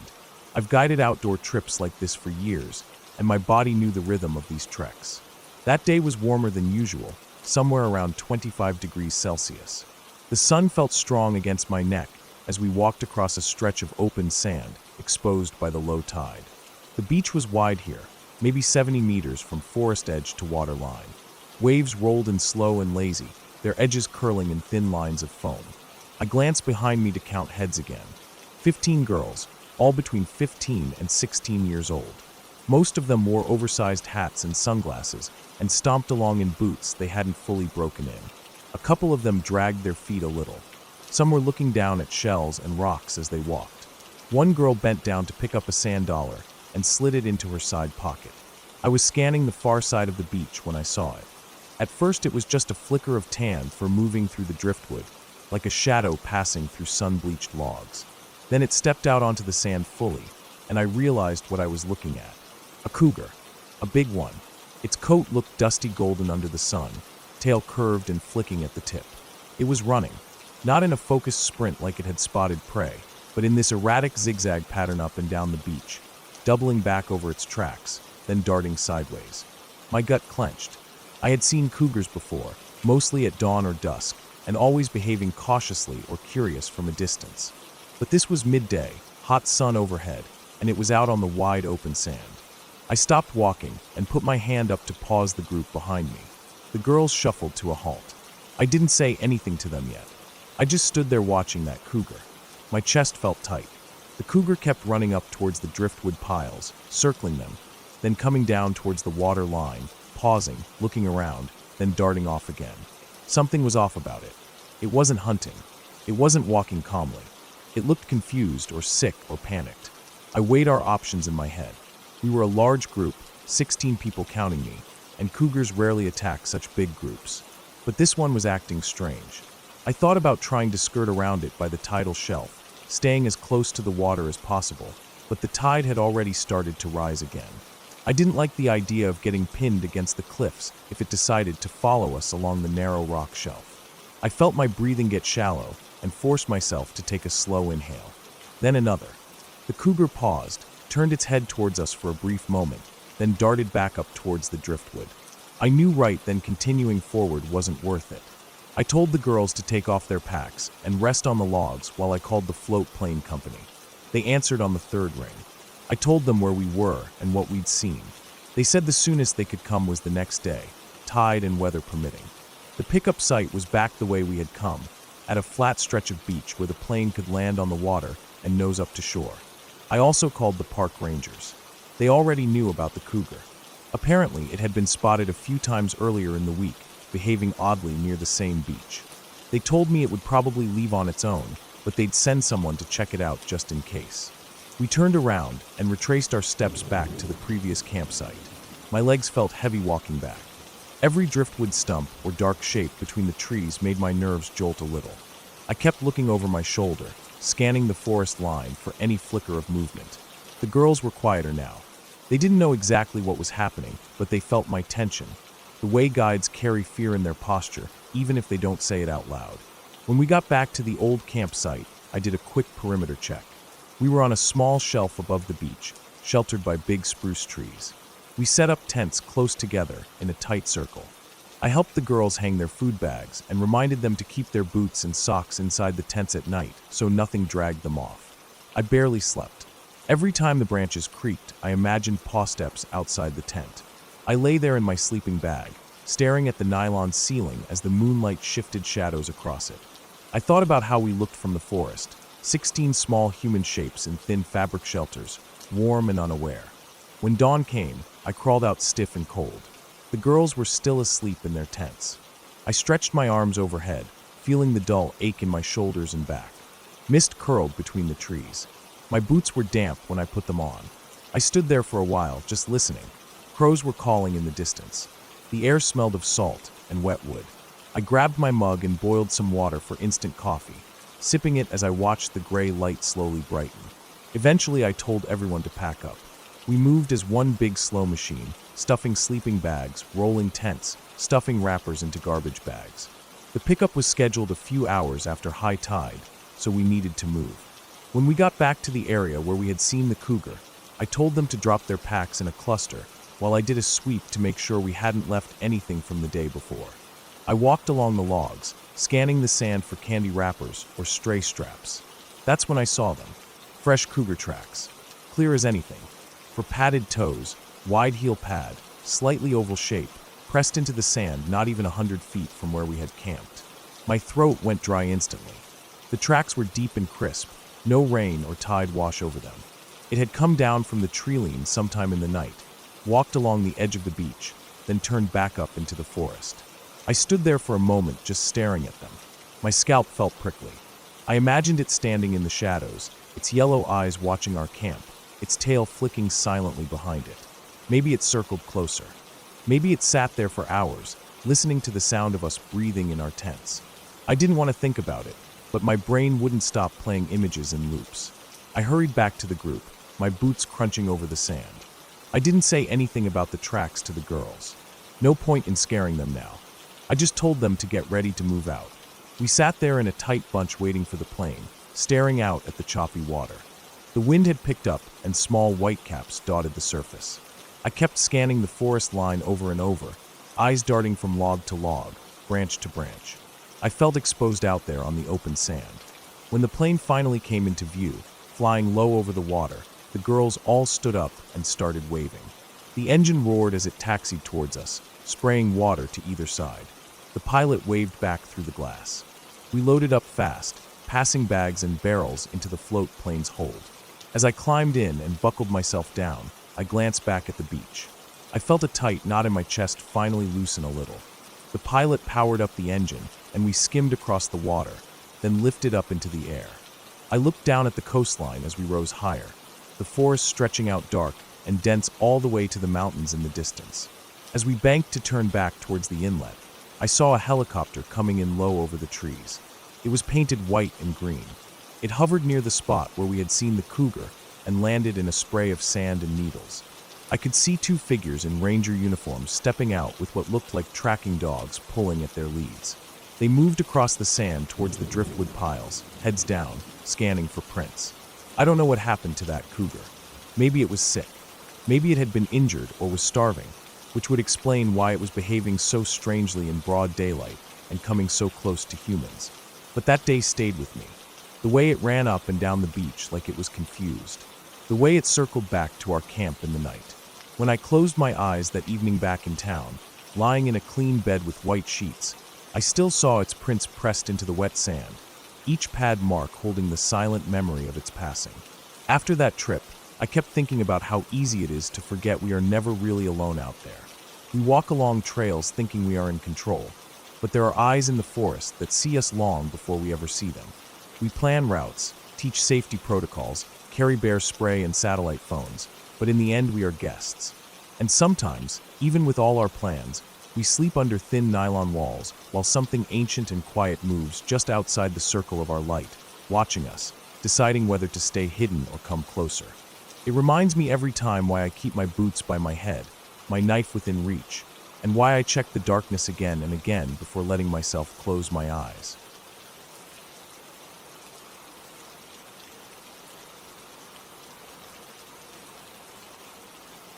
We planned the trip for months.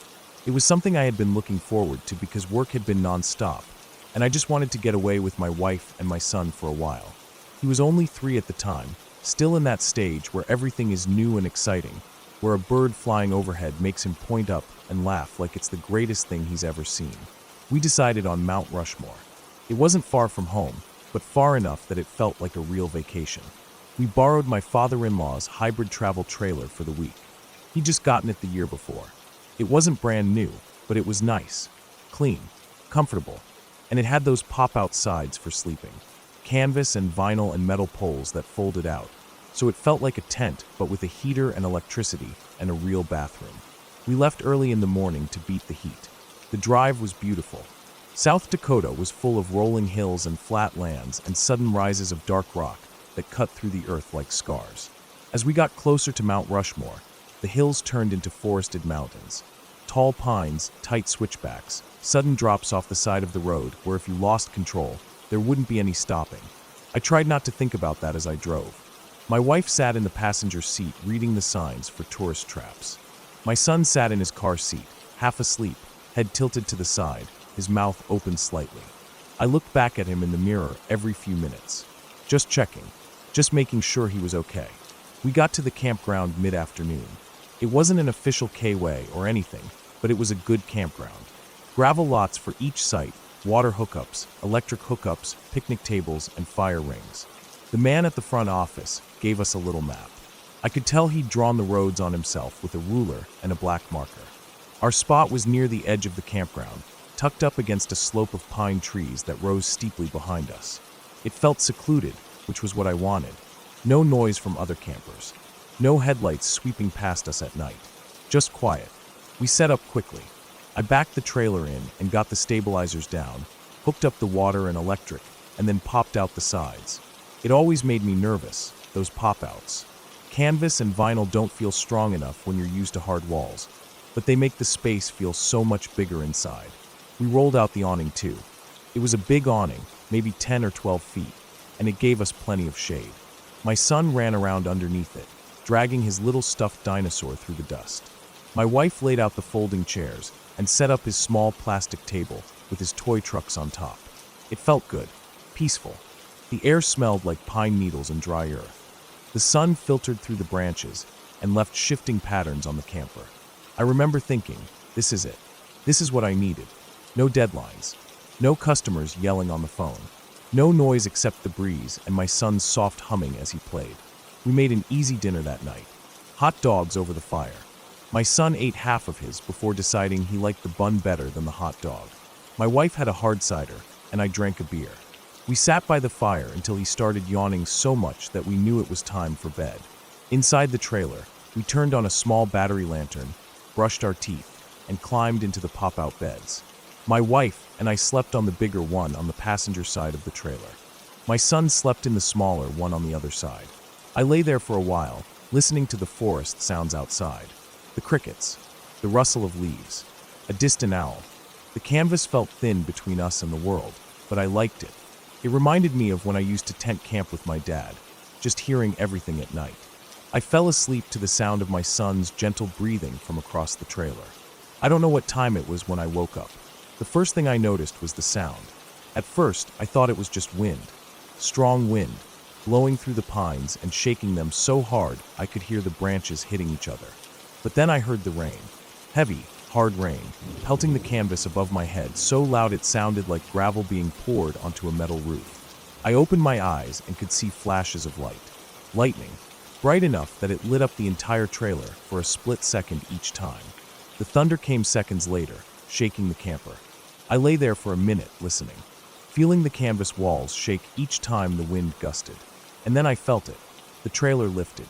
Just a little, but enough. Enough that my chest tightened and I sat straight up. I unzipped the little window on the side. Rain hit my face instantly. Cold, sharp rain. I looked out into darkness. Each flash of lightning showed me the awning. It was thrashing up and down, bent at a weird angle. One of the metal legs was dangling off the side of the trailer. The wind was so strong it was pushing the entire trailer up off the stabilizers on one side, just slightly, just enough to feel it under me as the weight shifted and the frame groaned. My wife was awake by then. I could see her eyes wide open in the dark, but I didn't say anything. I just swung my legs out and shoved my feet into my shoes. The rain was so loud I couldn't hear anything else. No words if she was speaking. No sounds from my son, though I could see his small shape still lying curled up under his blanket on the other side. I opened the camper door and was hit with the full force of the storm. The wind almost pushed me back inside. Rain stung my face, so hard I had to close my eyes as I stepped down onto the gravel. I could barely see. Water ran in sheets across the ground. My socks were wet within seconds as rain poured into my shoes. Lightning flashed again, and I could see the awning clearly for just a moment. One of its legs was still attached, bent almost sideways. The other was gone, snapped off at the top, and lying twisted on the ground. The canvas part of the awning was flapping so violently I thought it was going to tear off completely. I reached up, trying to grab the handle to crank it in. My fingers slipped off the wet metal twice before I finally got a grip. The wind was so strong that each time I tried to crank, it resisted me. The entire awning wanted to lift up and away, like a parachute trying to take off. Lightning flashed again. Thunder cracked so loud and close that I felt it in my chest. The smell of ozone burned in my nose. I kept cranking. My hands were numb and shaking, half from the cold rain and half from fear. I felt like at any moment the wind could just pick me up and throw me across the campground. I finally got the awning rolled in far enough that the flapping stopped. The metal leg was still bent sideways, sticking out at an angle like a broken arm. I couldn't do anything about it. I turned to go back inside. That's when I saw the hail. The first few pieces bounced off the gravel with a sound like rocks. They were small at first, then bigger. Marble size, then golf ball size. The noise when they hit the roof of the trailer was deafening. Each impact shook the metal shell. I ran back up the steps and dove inside, slamming the door behind me. My wife was sitting up in bed, holding our son in her arms. He was awake now, crying softly, half from the noise and half from the cold draft coming through the seams of the pop-out. The hail hit the vinyl sides so hard that I thought it would rip right through. Each strike made the canvas bulge inward before popping back out. I went to his side of the pop-out and pressed my hands against the vinyl, half thinking I could hold it in place if the hail tore through, even though I knew how stupid that was. My hands shook against the cold surface. The thunder rumbled continuously, overlapping claps that never seemed to end. The lightning was so bright and constant now that it felt like daylight, but a violent, flickering daylight that hurt my eyes. We sat there for what felt like hours, but it was probably only 15 or 20 minutes. My son cried himself out and just clung to my wife, his eyes wide and unfocused. The trailer kept lifting slightly on the wind gusts. Each time it felt like it was about to flip over. I pictured it happening. I pictured the wind getting under the trailer, lifting it onto its side, throwing it down the slope into the trees. I pictured the pop-out canvas ripping open, and my son flying out into the hail and wind and lightning. I sat there, feeling my hands go numb against the cold vinyl, thinking about how stupid I was. How I had brought my family out here thinking it would be peaceful and fun, and now they might die because of it. Eventually the wind slowed. The hail turned back into heavy rain. The lightning moved further away, the thunder coming with longer gaps between the rumbles. I sat back on my heels, soaked, my hair dripping into my eyes. My wife just held our son against her chest, rocking him slightly, even though he wasn't crying anymore. She didn't say anything. Neither of us spoke. There was nothing to say. When it was finally quiet again, just rain tapping gently on the roof, I crawled back into bed. My wife lay down beside me, her back to me, still holding our son in her arms. I lay there staring at the canvas ceiling, lit dimly by the glow of the battery lantern. I listened to the dripping water outside, to the soft, shaky breathing of my son, to the tired sighs my wife made each time she exhaled. I didn't sleep much the rest of that night. I just lay there, thinking about how small we really are, how thin the walls are between us and the world, how quickly everything can change. I thought about my son, about how I would have done anything to keep him safe. But in that moment, all I could do was hold my hands against a vinyl wall and hope the storm passed. In the morning, I stepped outside into the fresh, wet air. The ground was littered with broken branches and torn leaves. The air smelled clean, like pine needles and rain. The bent metal leg of the awning stuck out at an awkward angle. The gravel driveway was covered in little white hail stones melting in the sun. My shoes squelched with water as I walked around the camper, checking for damage.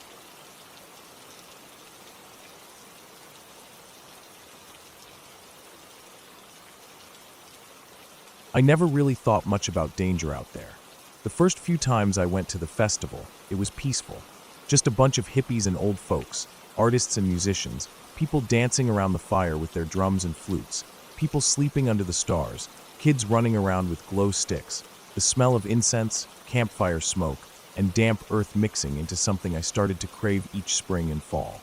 The festival grounds were in a big nature sanctuary, mostly woods and rolling fields, with a creek running through it, an old wooden bridge that rattled under your feet, and trails that led out to mossy oak groves.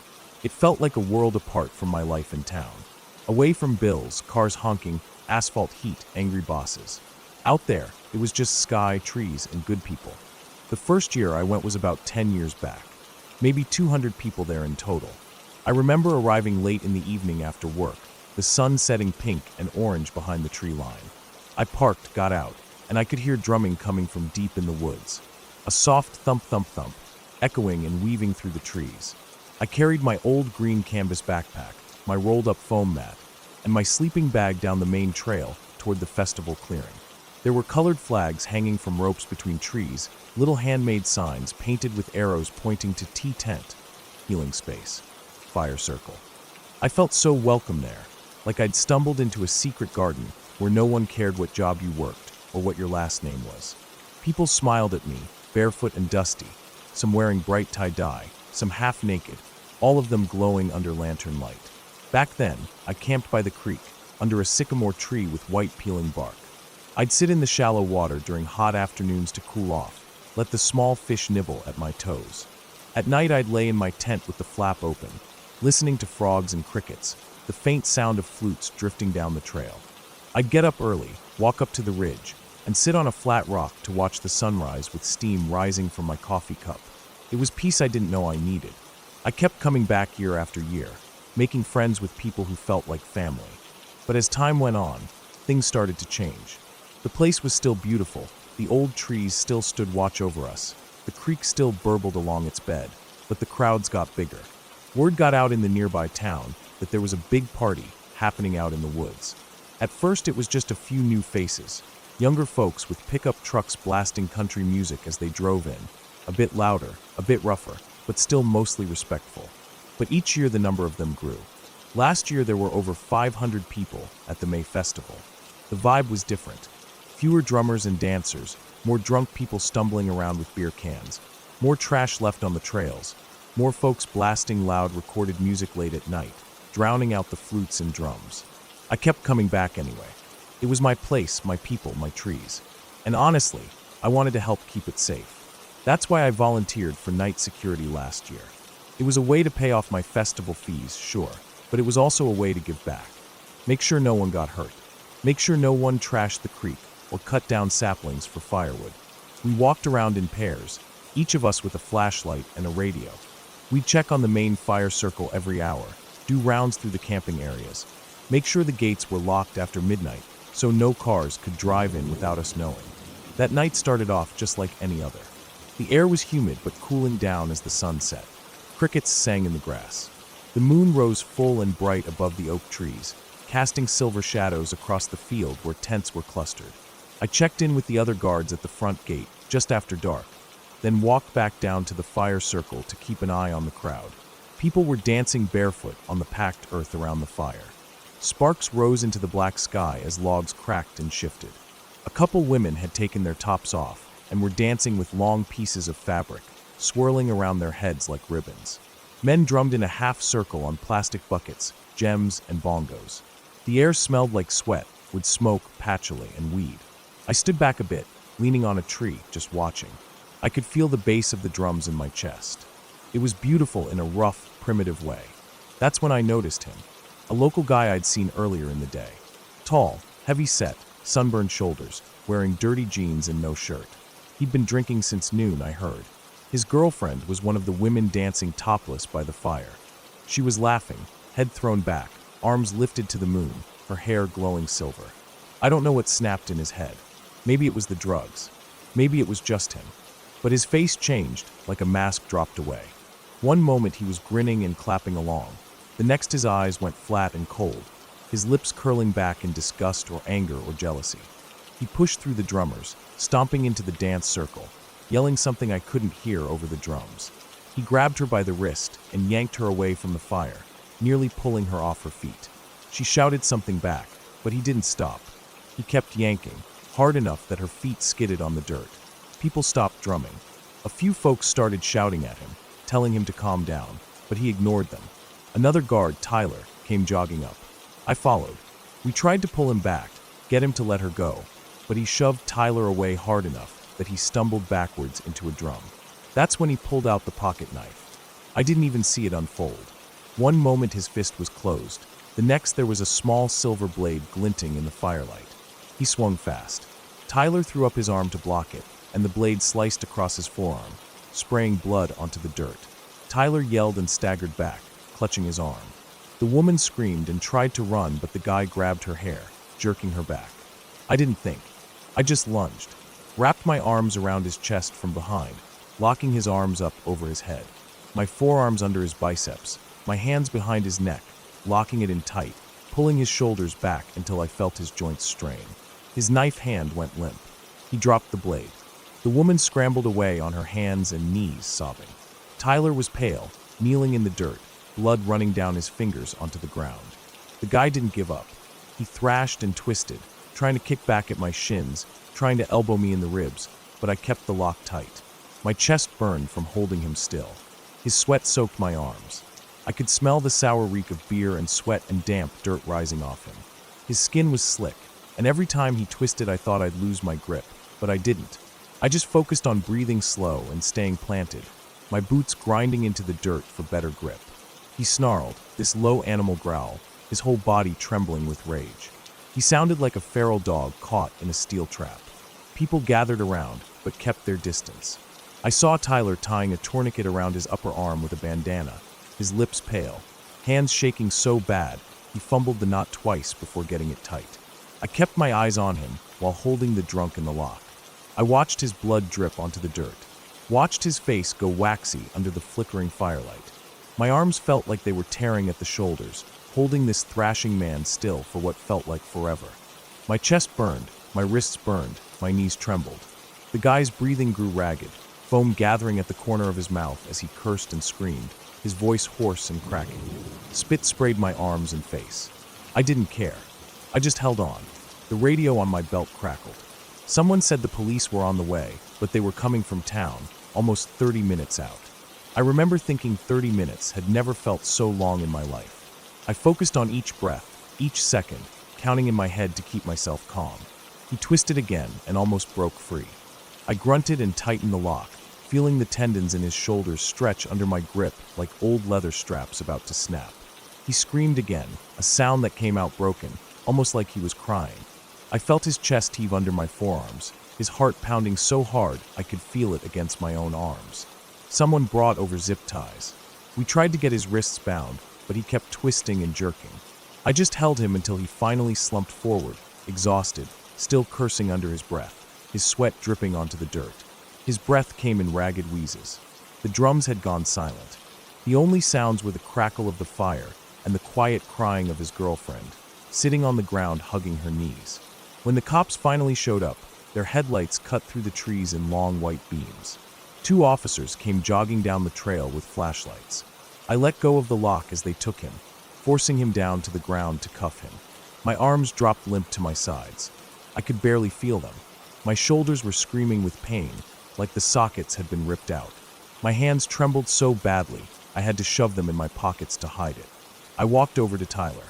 He was sitting against a log, eyes closed, his head leaned back, breathing shallow. The bandana around his arm was soaked through with dark blood. The paramedics arrived just after the cops and took over. I stood there in the flickering light of the fire, my boots planted in his blood-stained dirt, feeling the adrenaline drain out of me in waves until all I felt was a deep emptiness. They carried Tyler out on a stretcher. The drunk guy was hauled off in cuffs, his head hanging down, hair covering his face. Someone threw dirt on the blood to soak it up. People drifted away from the fire, some back to their tents, some over to comfort the girlfriend who sat rocking back and forth, staring blankly into the flames. I stood there long after they were gone. I watched the fire burn down into coals, watched the sparks float up into the black sky like dying fireflies. My arms felt heavy, my chest ached,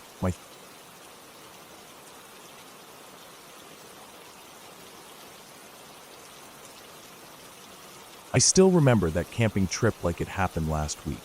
I was about 13 years old back then, in Scouts, and our troop went to Joshua Tree National Monument in California. That place isn't like any regular forest campsite.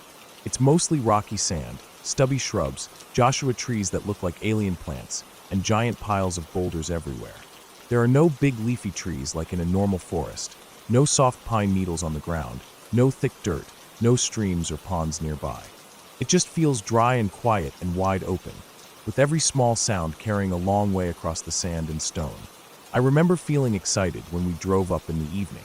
The sun was going down behind the mountains far away, making everything glow orange and pink, and the giant rock formations cast these sharp, dark shadows across the ground. Our troop had about 20 kids plus a few adult leaders. Most of them set up their tents in a big loose circle around the fire pit that had been dug out years ago by other campers. It was just a circle of blackened rocks with a flat, sandy area in the middle. I think everyone liked feeling close to each other and to the fire, but Matt and I thought we were too cool for that. We wanted to set up our tent away from everyone else, out where it felt like real adventure. We found a flat, sandy spot about 100 feet from the main group. There were a couple big boulders to our right, like 20 feet tall, and to our left was open desert scattered with small Joshua trees and scrub bushes. We pitched our small 2-person A-frame tent, staking it down tight because the wind at night could come in strong and cold. I remember rolling out my sleeping bag, shaking it hard to get rid of any little thorns or pebbles that might be inside, then putting my backpack up against the back of the tent as a pillow. Matt did the same.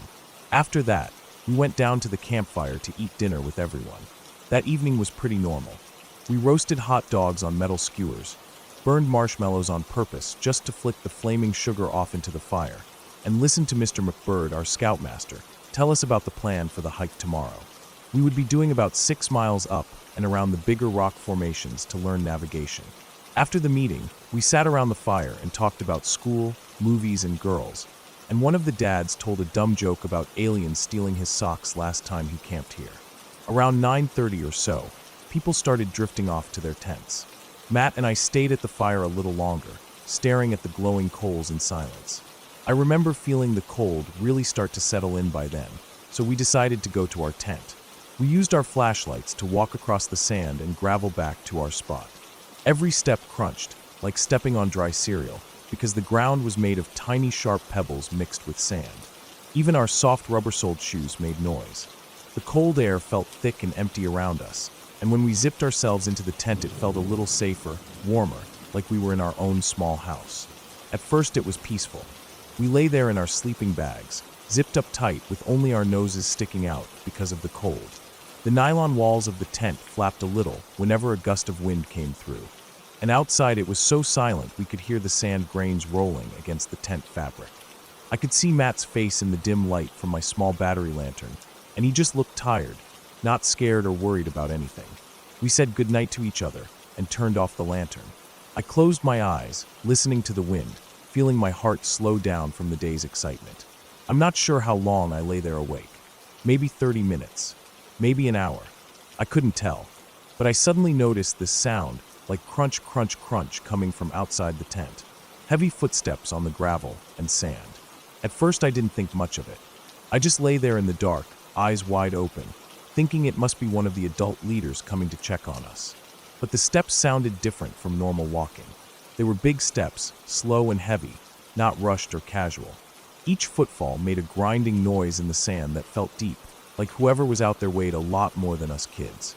I remember my heart starting to beat faster, and my breathing turning shallow. I turned my head slowly towards Matt's side, listening. The footsteps stopped. I held my breath, waiting for them to start again, and then they did. Crunch, crunch, crunch.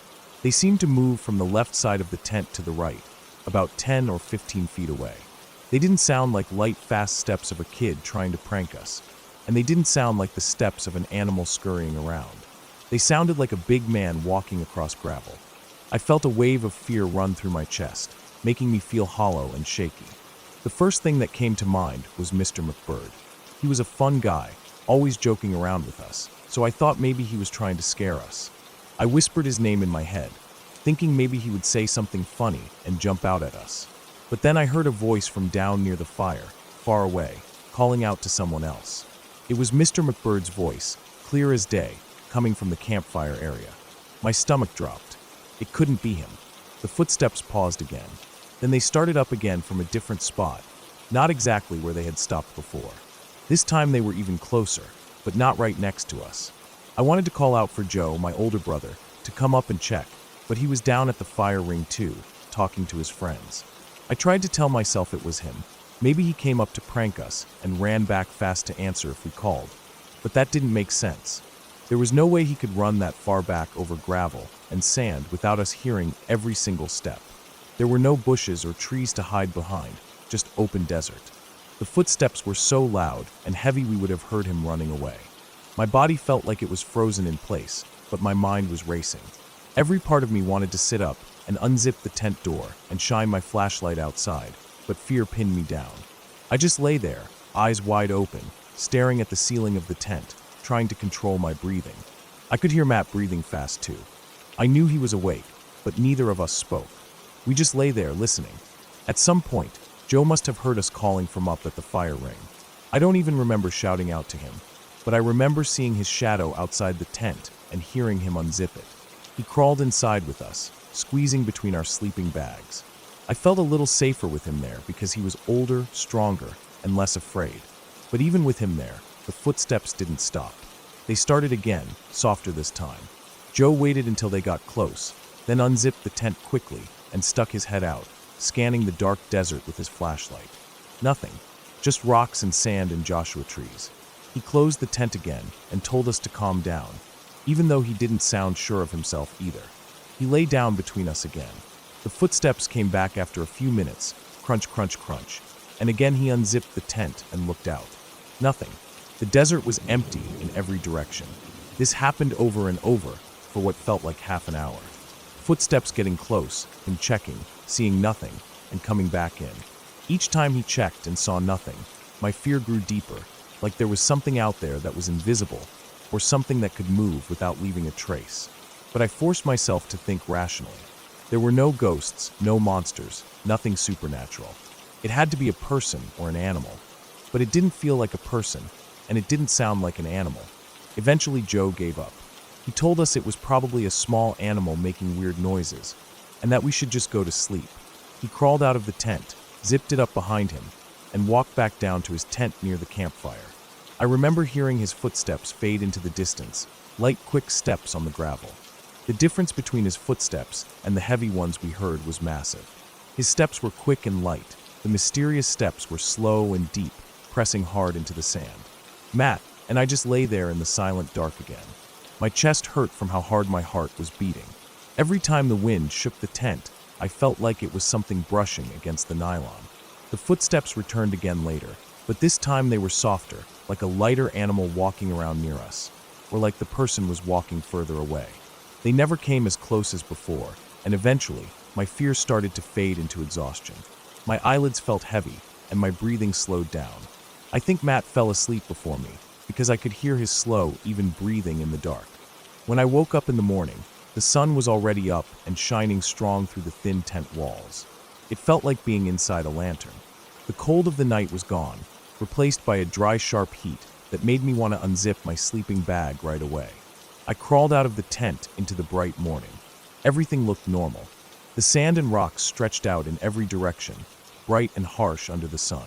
The giant boulders beside us cast short shadows, and the sky was perfectly blue without a single cloud. Matt came out of the tent too, rubbing his eyes. We walked around the tent looking for footprints. I don't really know what we expected to see. The ground was all small pebbles and sand mixed together, so footprints didn't show up clearly like they do in soft dirt or mud. We saw some small scuffs here and there, maybe from animals or from us walking around the tent before bed, but nothing that showed big boot prints or clear human tracks. When we walked back down to the fire ring, everyone was eating breakfast, heating up instant oatmeal, and drinking from metal cups. We asked around casually if anyone was walking around our tent last night. Everyone shook their heads or laughed it off.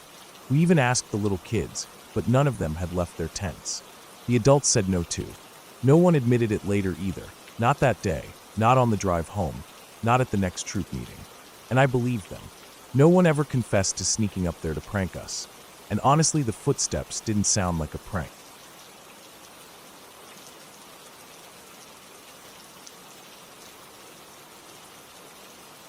I woke up that morning with the sun already creeping through the thin nylon of our tent. The air was humid and still, the way it always is in Alabama summers, and I could hear the steady trickle of the stream nearby. My brother was already up, crouched outside with his small portable stove, heating water for coffee. I could smell it mixed with the damp earth and the smoke from last night's fire that still clung to the camp. We spent most of that morning hiking along the trail, looking for animal tracks in the soft mud near the stream. He showed me deer prints, raccoon prints, and pointed out where a turtle had slid into the water overnight. We didn't talk much. We never really had to. He was always quiet, the type who watched before he spoke. I spent most of the morning just watching him, the way he moved so easily with his heavy pack, how he knew where every small noise came from. The sun was harsh on the back of my neck by noon, and sweat rolled down my spine into my shorts, making them stick to my legs. I didn't care. I was with him, and that meant I was safe. Later that afternoon, we set up camp again in a small flat spot about 50 yards from the stream, surrounded by trees so thick their branches reached out to touch each other overhead. Our fire crackled low as the sun started to sink down, throwing long shadows across the dirt. The air smelled like pine sap and moss and burnt wood. My brother cooked beans and rice with chunks of jerky in them and handed me a steaming metal cup. It tasted like smoke and salt and warm. We sat on old fallen logs by the fire, him sipping his coffee and me drinking filtered water from my bottle, just talking about things that made me feel older than I was. Guns, girls, cars, dumb things. He laughed when I said I wanted a Mustang when I turned 16, his face soft and relaxed in the glow of the firelight. The cicadas screamed in the woods around us, their calls blending into one long sound that rose and fell with the breeze. I remember thinking that was probably the happiest I'd ever been.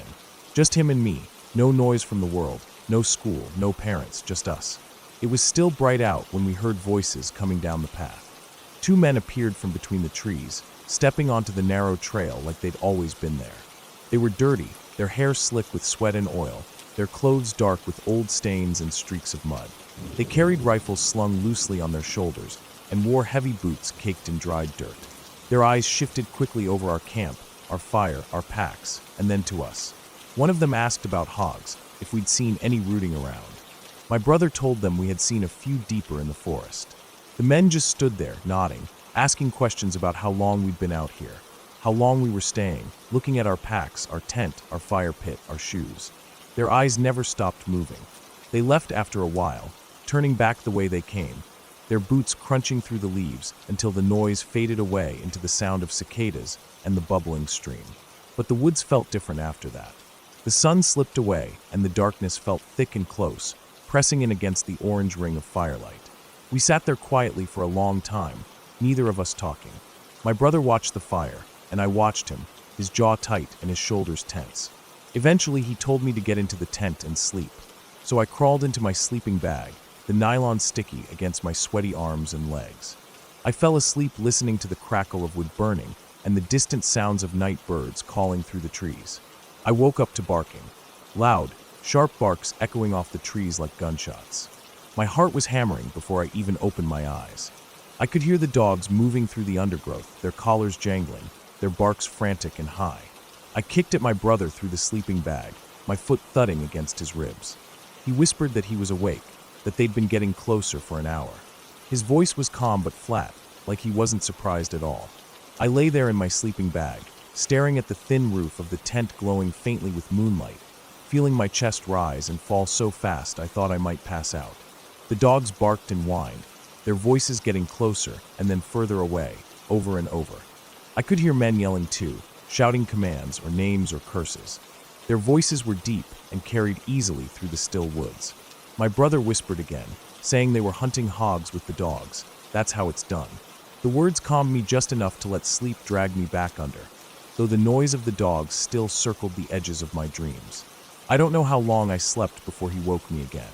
His hand gripped my shoulder hard enough to hurt, shaking me awake. He told me to put my shoes on quickly and be quiet. My heart jumped back into my throat, and I scrambled out of my sleeping bag, sliding my feet into my shoes with shaking hands. The barking and yelling were still there, drifting through the trees like smoke. I stepped out of the tent into the cold, damp air, and he bent down, telling me to climb onto his back. I did, wrapping my arms around his thick neck, feeling the straps of his pack pressing into my knees as he walked silently up the hill away from our camp. He moved so quietly I could barely hear his boots on the wet leaves. The moon was bright enough that I could see the silver shape of the stream down below, the faint orange glow of our dying fire flickering between the tree trunks. He set me down in a thick clump of bushes, and I crawled in deeper, feeling the wet branches scrape against my arms and neck. He lay down beside me, pulling his pistol from his holster and racking the slide with a quiet metal sound. I could hear my own breathing, fast and ragged, but his was slow and deep. He looked out at the camp through the bushes, the barrel of his pistol steady as stone. The dogs came first, 4 of them, dark shapes moving fast between the trees, their noses to the ground, whining and barking as they circled the tent.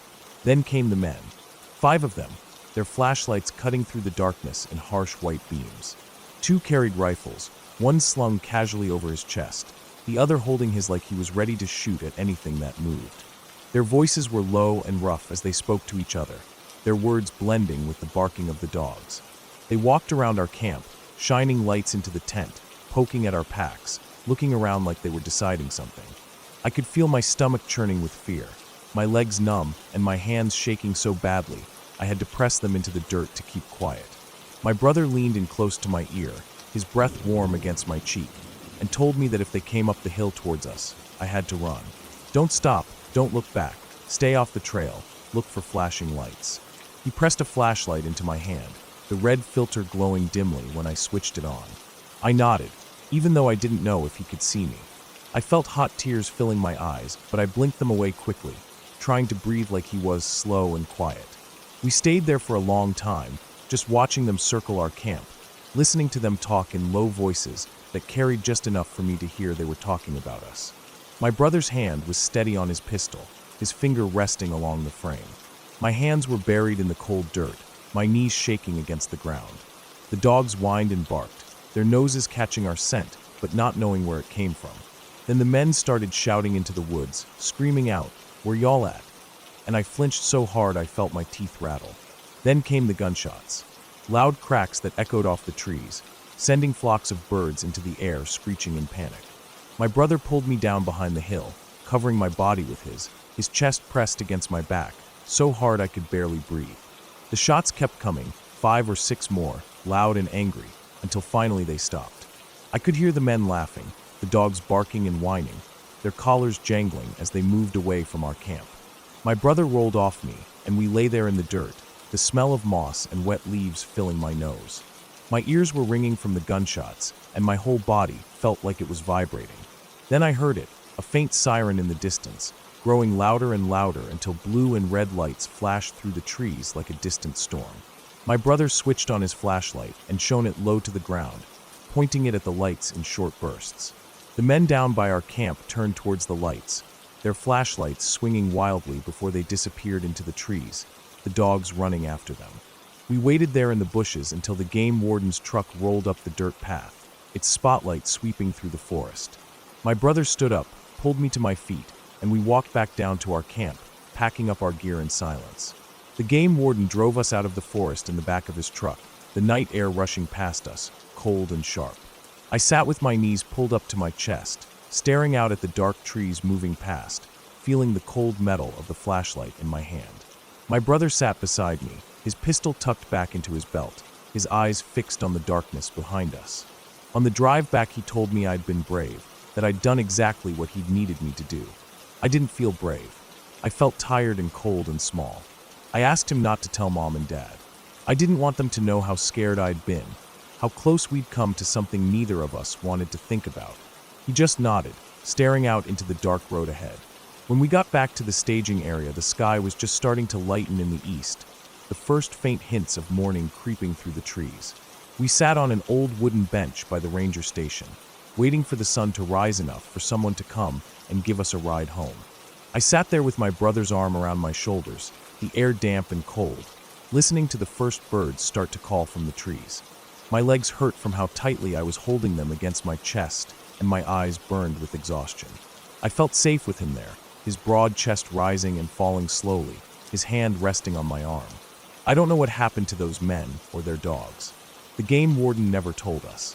They disappeared into the woods that night, and we never saw them again. We went home, and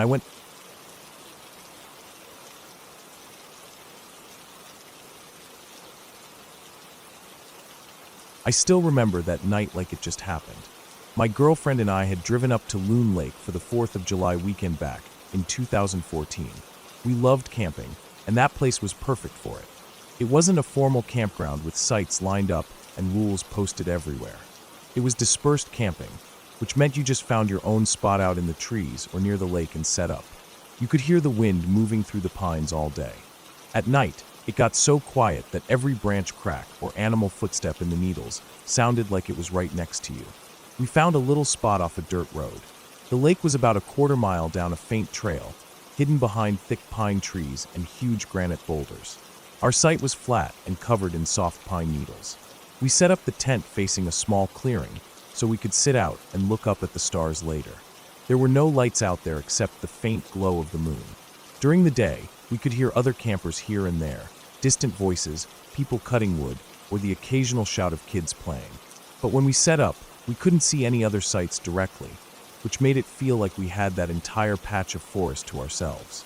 When the sun went down, we made dinner on the little propane stove I kept in the truck. We boiled water and made instant mashed potatoes and cut up sausages. Nothing tasted as good as simple food out in the woods after a long day. We sat by the little fire ring someone had made years before and fed sticks into it until we had a nice blaze going. We didn't talk about anything special, just about how peaceful it was and how good it felt to be out there without cell service or work calls. We could hear small insects buzzing near the lantern, and the fire snapped and popped as it burned down the damp sticks we threw in. After dinner, we walked down to the lake with our dogs. The trail was dark, so we carried headlamps. The moon reflected off the water in thin silver lines. It felt cold standing there on the rocks with the breeze coming off the lake. The dogs sniffed around and drank from the edge, and we just stood there for a while looking at the reflection of the stars on the water before heading back to the tent. We zipped up the rainfly to keep the cold air out and crawled into our sleeping bags. I lay there listening to the breeze move through the treetops and the distant sound of frogs near the lake. Everything felt so calm that I didn't think twice before drifting off to sleep. At some point in the night, I woke up to my dogs shifting around. I could hear a distant voice at first, just a low mumble. I checked my watch. It was just after 1 a.m. At first, I thought it was campers just talking late into the night, maybe laughing or drinking. But after a few seconds, I could tell it wasn't normal conversation. The voices were sharp, angry, and getting louder. My girlfriend was still asleep, so I stayed quiet and tried to listen without waking her up. The sound was coming from the east of us, maybe 100 yards away through the trees. I couldn't see them, but from earlier in the evening I knew there was a group camping out that way. When we'd walked the dogs before sunset, I saw a small clearing with 2 different vehicles parked there. One looked like an old red Jeep Cherokee with a rooftop carrier, and the other was a newer silver SUV. At the time, I thought it was just one big group, but now listening to the yelling, I realized there were actually 2 groups over there. The voices sounded different. One was a younger guy with a typical American accent, and the other was a deeper voice with an Eastern European accent, thick and rough. I lay there on my side, staring at the wall of the tent lit up faintly by the moonlight coming through the mesh. My dogs shifted again, ears perked. The yelling got louder, and then I heard a woman's voice shouting something. I felt my chest tighten as the anger rose in their words. Then came the scraping sound, like metal on rock or a machete being pulled out from a sheath or off the ground. I couldn't see anything, but I could imagine it in my mind, that thin blade catching the moonlight as it came up. There was crashing through the undergrowth, heavy footsteps pounding against dirt and pine needles, snapping twigs. I heard running. For a split second, I thought they were coming toward us. I felt this cold rush wash over my chest and arms as adrenaline kicked in. I stayed frozen, barely breathing. My dogs started to growl low in their throats, but I reached out in the dark and pressed their necks, trying to calm them without a sound. Then I heard another noise, something that cut through the air sharper than the shouting or footsteps. It was the metallic slide of a gun chambering around, followed instantly by a gunshot. The crack rang out so loud that my ears buzzed inside the tent. My girlfriend woke up with a sharp inhale, but I held my hand out, telling her without words to stay quiet. The dogs were starting to shift around, confused and scared. Another shot came, then another. I lost count after 5. It was just pop, pop, pop, pop, pop. I could hear the bullets cutting through tree branches somewhere out in the darkness.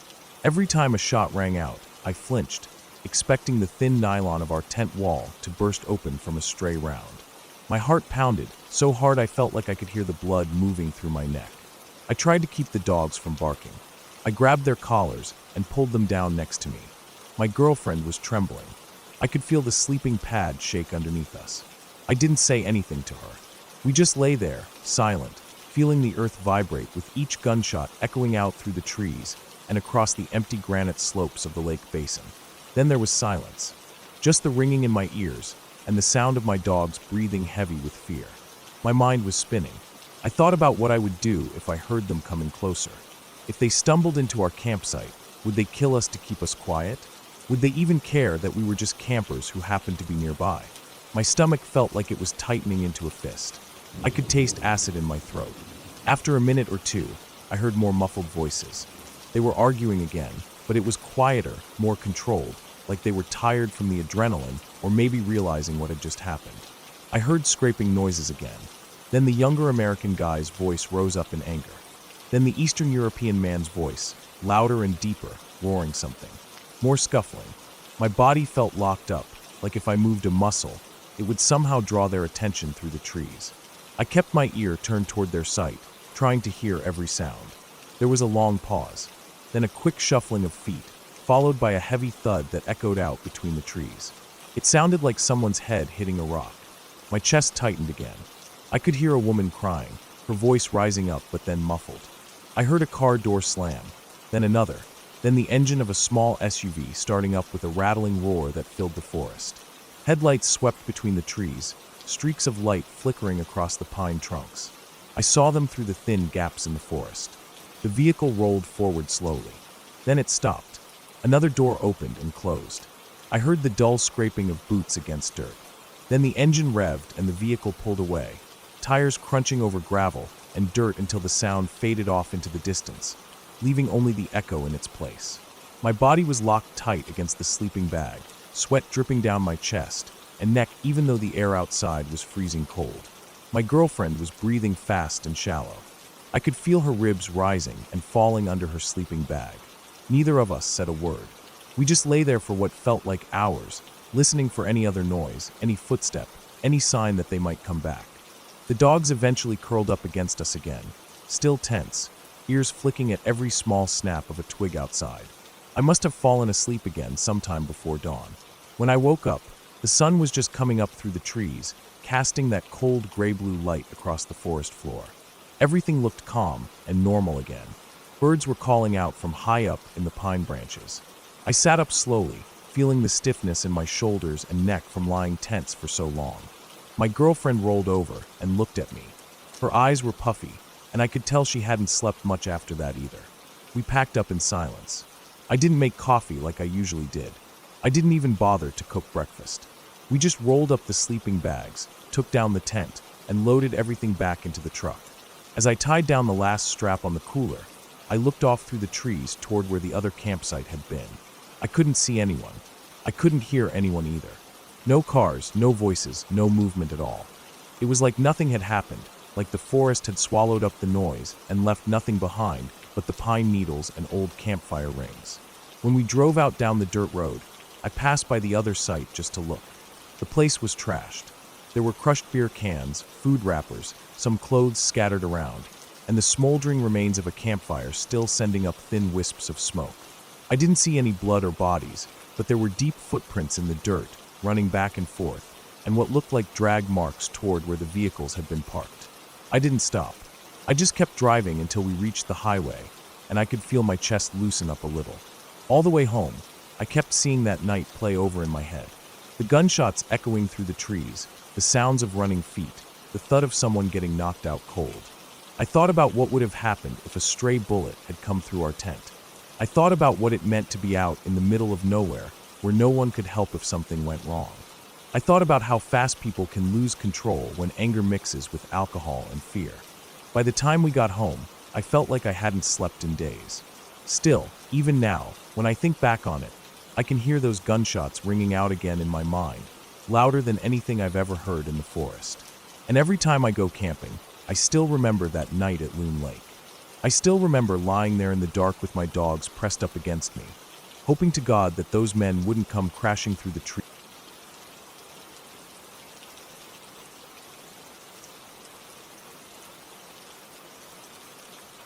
I always loved the rolling hills and quiet wind of the prairie. The Flint Hills in Kansas felt like they stretched out forever, grass taller than my shoulders swaying back and forth in waves, the sun lighting it up like gold during the day, and the moon making it all silver at night. I was 19 then, working on a short seasonal contract at the Tallgrass Prairie Preserve. My job was mostly to collect plant samples, check on tagged areas, record notes about invasive species and soil moisture. It was peaceful, honest work. I liked how simple it felt, away from everything else. Just me, my little blue tent, and the open sky. Most evenings I'd sit by my camp stove and watch the sun go down over the grass. Everything quiet except for crickets and the wind. But one night, after finishing work early, I decided to drive over to the nearby fishing lake. There were some older folks there, drinking coffee out of stained thermoses and casting lines from folding chairs. I didn't plan to talk to anyone, but I guess seeing a young girl alone made them curious. They asked where I was staying. I told them I was camped out at a primitive site up near the ridge, away from the RV hookups. They got real quiet for a second, all of them glancing at each other, before an older man with a camo had asked if I was there alone. I said yeah, I liked it that way. He reached into his truck and pulled out a small revolver, held it out to me with both hands like he was handing over a baby bird. I remember laughing. I said I'd be fine, I didn't need a gun. They all looked worried, tried to convince me again. Said a girl shouldn't be out there alone at night without protection. I told them I grew up with older brothers and knew how to handle myself. Finally they gave up, the man sighing as he tucked the gun back into his waistband. They left around midnight, headlights cutting across the water and vanishing into the darkness beyond the trees. It was a warm night. Cicadas buzzed in the grass and frogs croaked along the shore. I turned off my lantern and crawled into my tent. It smelled like dust and sweat and dry grass, a smell that made me feel calm. I lay there listening to the crickets until my mind went quiet and I drifted off.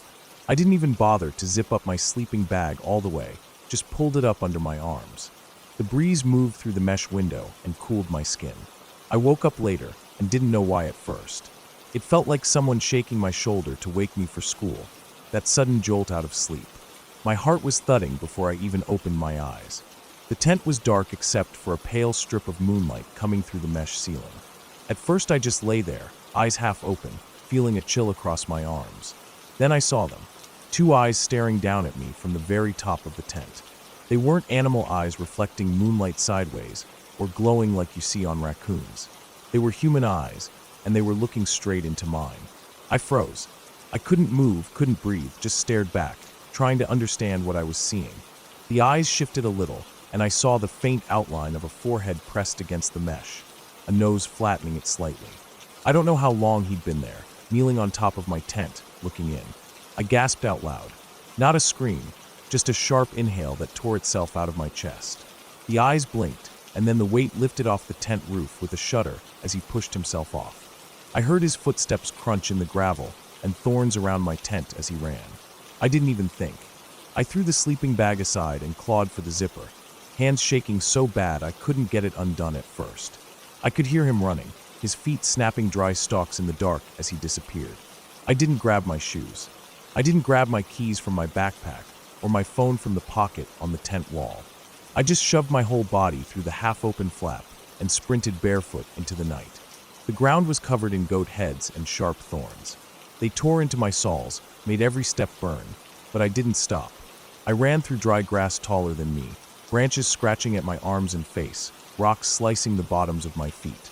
I stumbled once, scraping my knee open on gravel, but I scrambled back up, panting so hard it felt like my chest was going to tear apart. I could see my car parked by the dirt road. The moon was bright enough that it lit up the silver paint like a beacon. I didn't even look behind me. I didn't care if he was chasing me or watching me or hiding. I just ran. My breathing was ragged, every inhale tasting like blood and fear. When I reached the car, I grabbed the handle and pulled so hard it felt like I was going to rip the door off. It was locked. My keys were in my backpack inside the tent.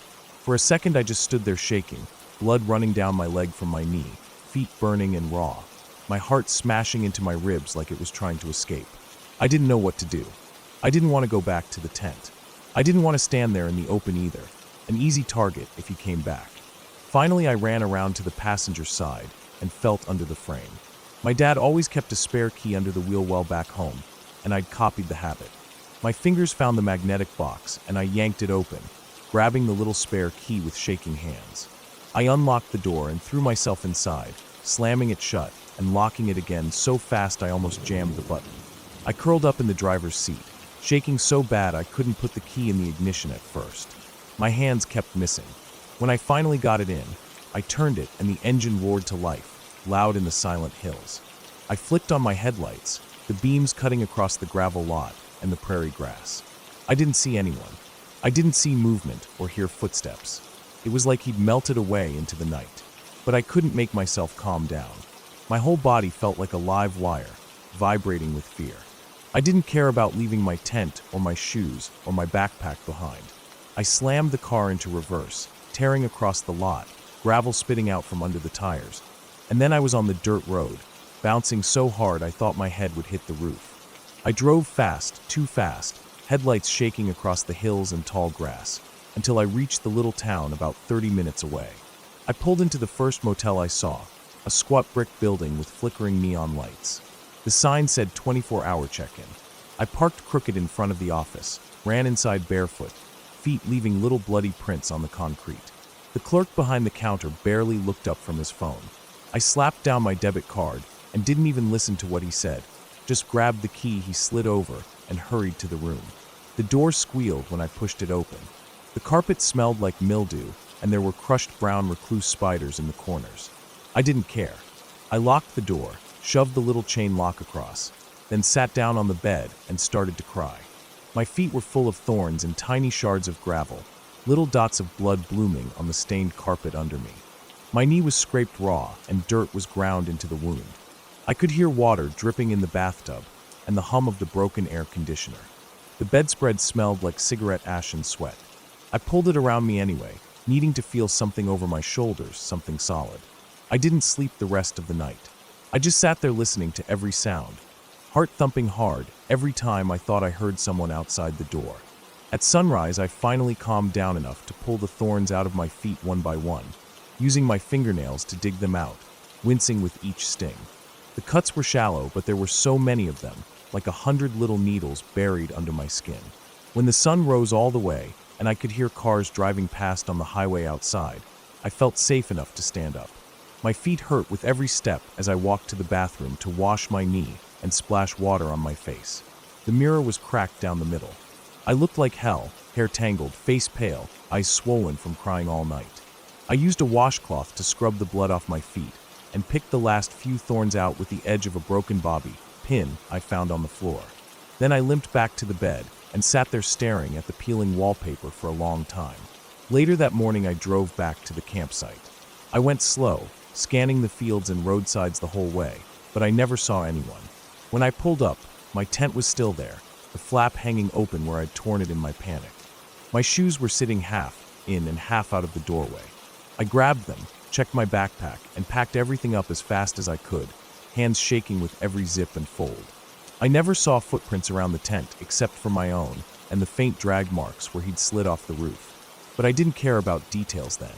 I just wanted to leave. I drove straight back to the preserve headquarters and told my supervisor I was done with field camping. I didn't tell her why. I just said I'd finish my data collection in daylight hours and commute in from town each day. She gave me a look like she knew something was wrong, but she didn't press it. I spent the next few nights in that same brown recluse-infested motel. I checked under the sheets and behind the curtains and under the sink every hour, convinced he'd somehow find me there too. But he never did. No one ever came for me again. When my contract ended, I packed my little car with all my gear and drove away from the Flint Hills, the sun rising behind me as I crossed into Oklahoma. I never went camping alone after that.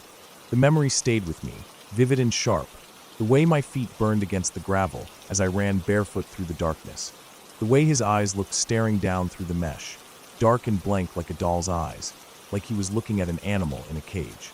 Even now, years later, when I close my eyes at night, I can still see them looking down at me in the dark. It's funny. I always thought the worst thing out there in the prairie was a coyote or a stray bull. I never thought it would be another person. Looking back, I wish I'd taken that revolver when they offered it to me. Maybe I wouldn't have needed it. Maybe he wouldn't have come back if he'd known I had it. Or maybe it wouldn't have changed.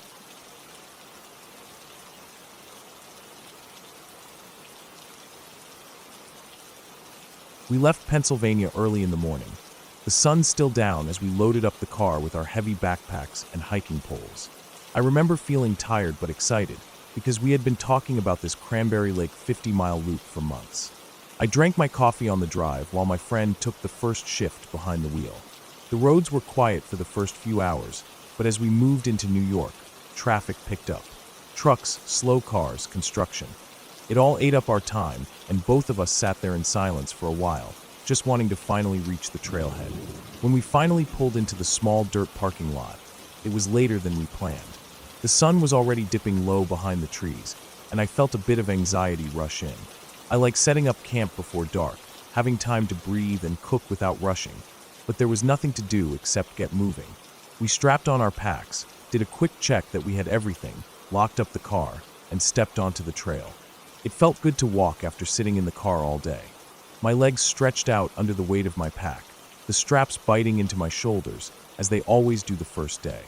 The trail was beautiful, lined with pines and birches, the ground covered in pine needles, rocks, and damp patches of moss. The smell was clean and earthy, that perfect mix of old leaves and soil and lake air. We didn't say much as we walked. I remember just focusing on keeping a steady pace, listening to the quiet around us, the way our footsteps crunched and the fading calls of birds heading to roost. We reached our first planned campsite, right as it was turning dark. The sky had a deep blue glow to it, and we saw the stream before we saw the cleared camp area. It was wide, maybe 15 feet across, with rocks lining the banks and the sound of water bubbling over stones. The campsite was only about 20 feet off the trail, flat with a fire ring and a few logs to sit on. My friend set up his small green tent, while I rigged up my hammock between two trees a bit further from the trail. The air was cool and damp, and mosquitoes were starting to come out, buzzing near my ears as I worked. Dinner was quick. We boiled water for our dehydrated meals, sitting quietly and eating in the growing darkness. We didn't bother making a big fire, just lit a small one with some fallen sticks to keep the bugs away for a bit while we ate. I remember staring at the flames, watching the embers float up into the black sky. The stream sounded peaceful behind us, steady and calming. It felt good to sit down with the weight off my feet. My shoulders finally relaxed. After eating, I brushed my teeth, tucked my smellables away, and settled into my hammock. The fabric wrapped around me tightly, and my sleeping bag felt warm against the cool night air. I could hear my friend moving around in his tent, zippers closing, sleeping pads squeaking as he got comfortable. I lay there in the dark, listening to the stream and the breeze moving through the trees. My body was tired, but my mind felt awake, thinking about the miles ahead, about work, about random things that pop into your head when you finally lie down in silence. Eventually, my breathing slowed, and I drifted into that thin sleep you get on the first night out in the woods. I don't know how long I was asleep when I heard my name. It wasn't loud, just a hushed call from my friend's tent a few feet away. At first I didn't move, thinking I had dreamt it, but then I heard him again, saying he was hearing something. I stayed still listening. I could hear the stream, the rustle of some branches, maybe a few crickets, but nothing that sounded big. I called out loudly into the darkness, just a firm noise to let any animals nearby know there were people here. I didn't really want to get up, so I settled back into my hammock, pulling my sleeping bag tight around my shoulders. Not 10 minutes later, he called my name again, a bit louder this time. I could hear the tension in his voice, even though he tried to keep it calm. I sighed, unzipped my hammock bug net, and swung my feet down onto the ground. The air was cold, the ground damp with dew already forming on the grass and fallen leaves. He stepped out of his tent with his small flashlight in hand. I grabbed my big flashlight and put my headlamp on, turning both on as we started scanning the camp area. I moved my light along the tree trunks, the bushes, our packs hanging from a branch. Everything looked still. The fire was long out, just a dark ring of stones now. I could hear my friend's breathing, shallow and quick, as we both listened. Nothing but the wind moving softly through the tops of the trees. Then I turned my light up the trail, the way we had come in earlier, and I saw it. There was a strange, bright light coming from up the trail. It wasn't flickering like a fire, it was steady and clear. My first thought was that it must be another campsite. Maybe someone was burning a huge fire, bigger than what was allowed, or maybe they had a lantern up high. But it looked so bright and unnatural, almost blue-white instead of the warm orange of fire. We stepped onto the trail, my boots crunching lightly on the gravel and dirt, and tried to see better. The light just stayed there. We stood still for a minute, listening for voices or movement. Nothing, just the wind through the branches overhead. I turned off my flashlight and headlamp, thinking maybe I could see better with my eyes adjusted to the dark. As soon as the darkness settled around us, I saw it.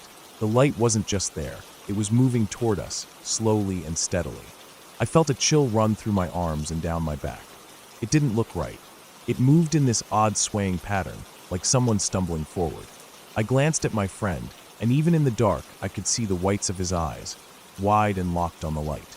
My chest felt tight, and for a second I thought maybe someone was coming down the trail drunk, maybe someone who would be angry finding us camped there. I flicked my light back on quickly, and the light stopped moving. It just stood there, glowing bright. I turned my light off again, and it started moving toward us once more, that same odd stumbling motion that made my stomach twist. My friend grabbed my arm hard. I could feel him shaking slightly. We both started yelling out into the dark, just loud noises, trying to scare off whatever it was. We shouted again and again, our voices echoing off the trees around us, but there was no sound coming back. No human voice, no footsteps, no reply, just the stream behind us and that cold wind blowing through the trees. The light kept coming, moving in that unsteady, eerie way. It looked so wrong, like it wasn't a person walking but something floating, swaying side to side. My mind felt blank and sharp at the same time.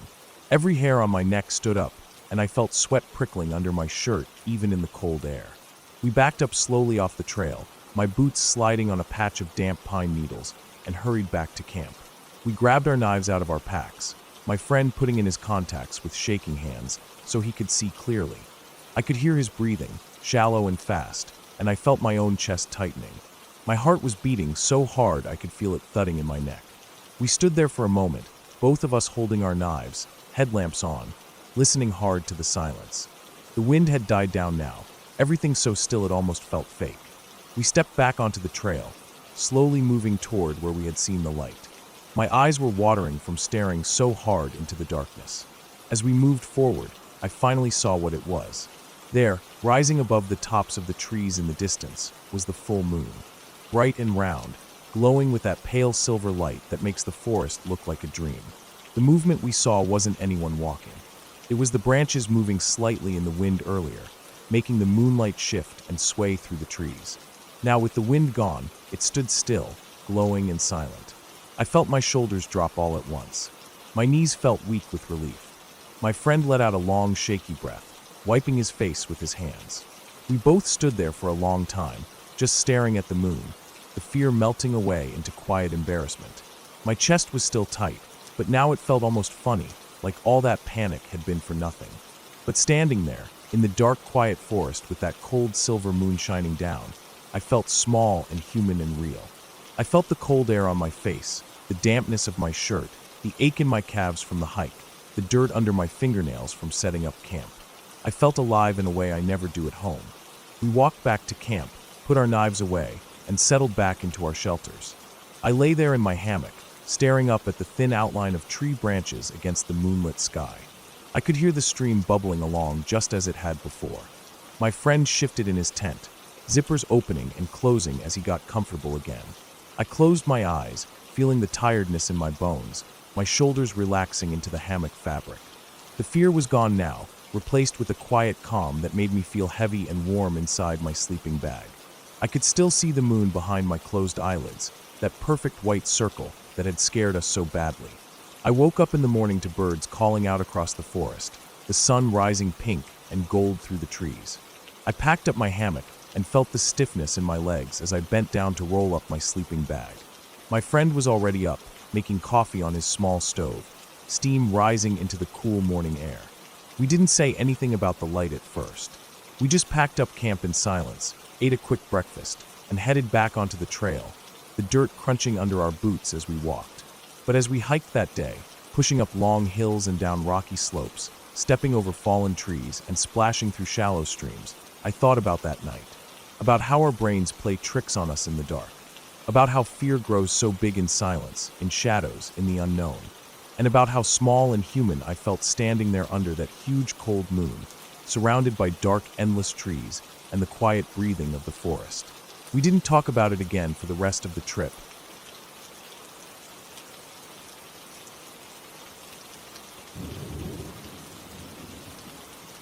I woke up early that morning with the sun just starting to come through my thin curtains. The air felt heavy in my small room. It was summer, and the mornings always started warm before turning into blistering heat by noon.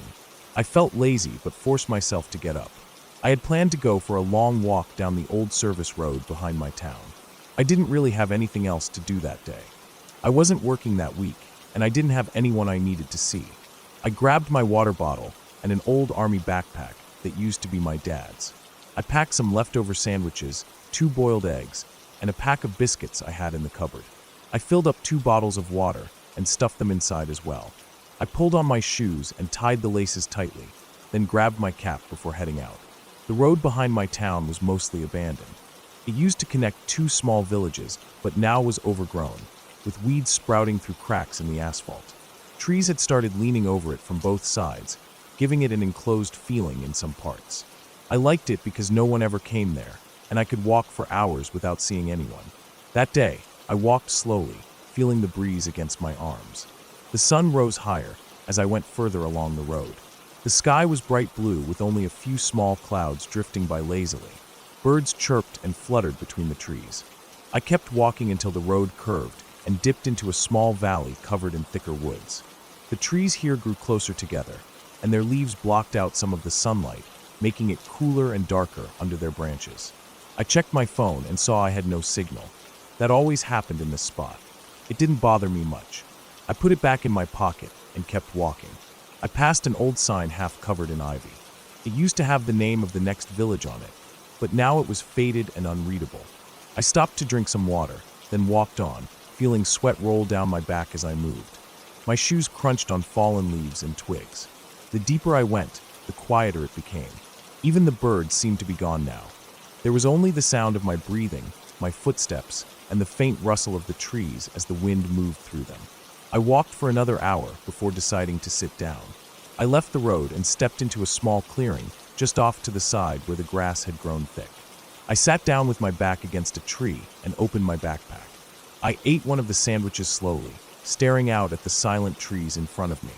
The shadows between them were deep, and I could see small flashes of movement now and then as bugs flew around. I felt calm. After eating, I leaned back and closed my eyes. I must have dozed off because when I opened my eyes again, the shadows had shifted and the sun was higher in the sky. I felt stiff from sleeping against the tree, so I stood up and brushed off the bits of grass and dry leaves stuck to my shirt. I decided to keep walking deeper down the road. I knew that at some point, it ended near a creek. I had never been all the way down there before. The path started sloping downwards, and the trees grew even thicker on both sides. The air felt cooler here, damp, and it smelled of earth and old leaves. I walked slowly, feeling a bit uneasy now. The place was silent in a way that felt heavy. No insects buzzed, and there were no bird calls or rustling of small animals in the undergrowth. I tried to shake off the feeling and focused on the ground in front of me. My shoes brushed away dry leaves, revealing cracked and broken asphalt underneath. After another 30 minutes, I started hearing the sound of water. I knew I was getting close to the creek. The road here was covered in moss, and the trees pressed in from both sides, their roots breaking through the asphalt in places. I saw a gap in the trees ahead and walked faster. When I reached it, I saw the creek flowing steadily about 10 feet below. The water was brownish, but clear enough to see the rocks at the bottom. There was an old concrete bridge crossing it, cracked and crumbling, with weeds growing out of its sides. I walked onto it slowly, testing the concrete with each step. It held my weight fine. I stood in the middle of the bridge and looked down at the water below, watching it swirl around the rocks. I felt a sudden chill on my skin despite the warm day. I looked up and scanned the trees on the other side of the creek. Everything looked normal, just trees and more trees stretching off into the distance. Still, the feeling didn't go away. I felt like someone was watching me. My skin prickled, and I felt a tightness in my chest. I shook my head and told myself it was just nerves. I turned away from the edge and looked down the road. It continued past the bridge, curving slightly before disappearing into the trees. I felt an urge to keep walking, though a part of me wanted to turn back. I crossed the bridge and stepped back onto the road. The feeling of being watched grew stronger. I walked quickly, almost tripping over a broken piece of asphalt. I glanced around as I walked, looking between the trees. I saw nothing but trunks, branches, and shadows. The road here was narrower, and bushes pressed in from the sides. I kept walking until I heard a sound behind me. It was faint, like a stick breaking underfoot. I stopped dead and listened. The forest was silent again. I looked back down the road, but saw nothing. My heart was beating fast, and I felt sweat dripping down my spine despite the cool shade. I turned back around and started walking again, faster this time. Every few steps, I looked over my shoulder. I felt exposed on the road, like something could come out of the trees at any moment. My breathing grew shallow as I walked. I reached a part where the road was almost fully covered by fallen branches and dry leaves. It looked like no one had been here in years. I stepped over a large branch and kept going. The feeling of being watched didn't leave me. It grew heavier, pressing down on me like a weight. I heard another sound behind me, closer this time. It was a faint rustling in the bushes. I stopped and listened again. Silence. I waited, staring into the trees, feeling my chest tighten with fear. I saw nothing. I forced myself to keep walking, but my legs felt weak and shaky. I reached another small clearing to the side of the road and stepped into it. I crouched down behind a tree and listened, holding my breath. For a long moment, everything was silent. Then I heard it again. A slow, deliberate crunch of leaves. Something was walking down the road towards me. I stayed crouched, trying not to move. I could feel my heart pounding in my throat. The footsteps came closer, slow and steady. They stopped near where I had left the road. I could hear breathing now, deep and calm. My stomach twisted in fear. I stayed crouched, barely breathing. I waited for what felt like an hour, but was probably only a few minutes. The breathing continued, steady and patient. I felt sick with fear. I didn't dare move. Slowly, the breathing grew fainter, and I heard the footsteps move away down the road. I stayed crouched, shaking, until I was sure it was gone. I stood up slowly, every muscle aching from tension. I peeked around the tree, but saw nothing on the road. My mouth felt dry, and my legs were trembling. I forced myself to step out of the clearing and back onto the road. I started walking back the way I came, keeping my eyes on the trees and listening for any sound. My steps were quick and quiet. I didn't stop to drink water or rest. The sun was starting to sink lower, casting long shadows across the road. Everything looked darker now. I felt cold despite the sweat soaking my shirt. I walked for what felt like hours, never stopping, always listening. The road stretched on and on, the trees leaning over it like silent watchers. I didn't hear any more sounds behind me, but the feeling of being watched stayed with me the entire way. When I finally saw the curve in the road that led out of the woods, my knees almost gave out with relief. I walked out of the trees and into the open field beyond. The sun was low in the sky, orange and red, casting long shadows across the grass. I kept walking until I reached the edge of the field where the houses began. I didn't look back at the road behind me. I felt sick and dizzy with fear and relief. My legs were weak, and my hands were shaking. I walked back home slowly, my feet dragging with exhaustion. When I reached my small house, I unlocked the door with trembling fingers. I went inside and closed it behind me, locking it again. I leaned against it for a long time, feeling the cold wood against my back. My breathing was ragged, and my chest hurt with tension. I slid down to sit on the floor, my backpack still on my shoulders. I stayed there until my breathing slowed and my body stopped shaking. I took off my shoes and went to the sink to drink water straight from the tap. My mouth felt dry and sticky. That night, I lay in bed staring at the ceiling. Every sound outside made me flinch. I kept remembering the feeling of being watched, the sound of slow footsteps behind me, and the calm, deep breathing so close. I didn't sleep at all that night. When morning finally came, I felt heavy and numb with exhaustion. I decided I would never go back down that road again. Whatever was there, whether it was a person or something else, I didn't want to see it. I didn't want to know. I told myself it was probably just someone else walking that road, maybe a hunter or a farmer checking traps. But deep down, I didn't believe it. Days passed, but I couldn't shake off the feeling. Even walking to the local store made me uneasy. Every time I saw trees or shadows, my chest tightened, and I felt that cold, prickling fear rise again. I knew that I would never feel the same way about quiet woods again. That road had felt safe to me once. Now, whenever I thought about it, all I could remember was the silent trees, the heavy feeling of eyes on my back, and the sound of slow, patient breathing behind me.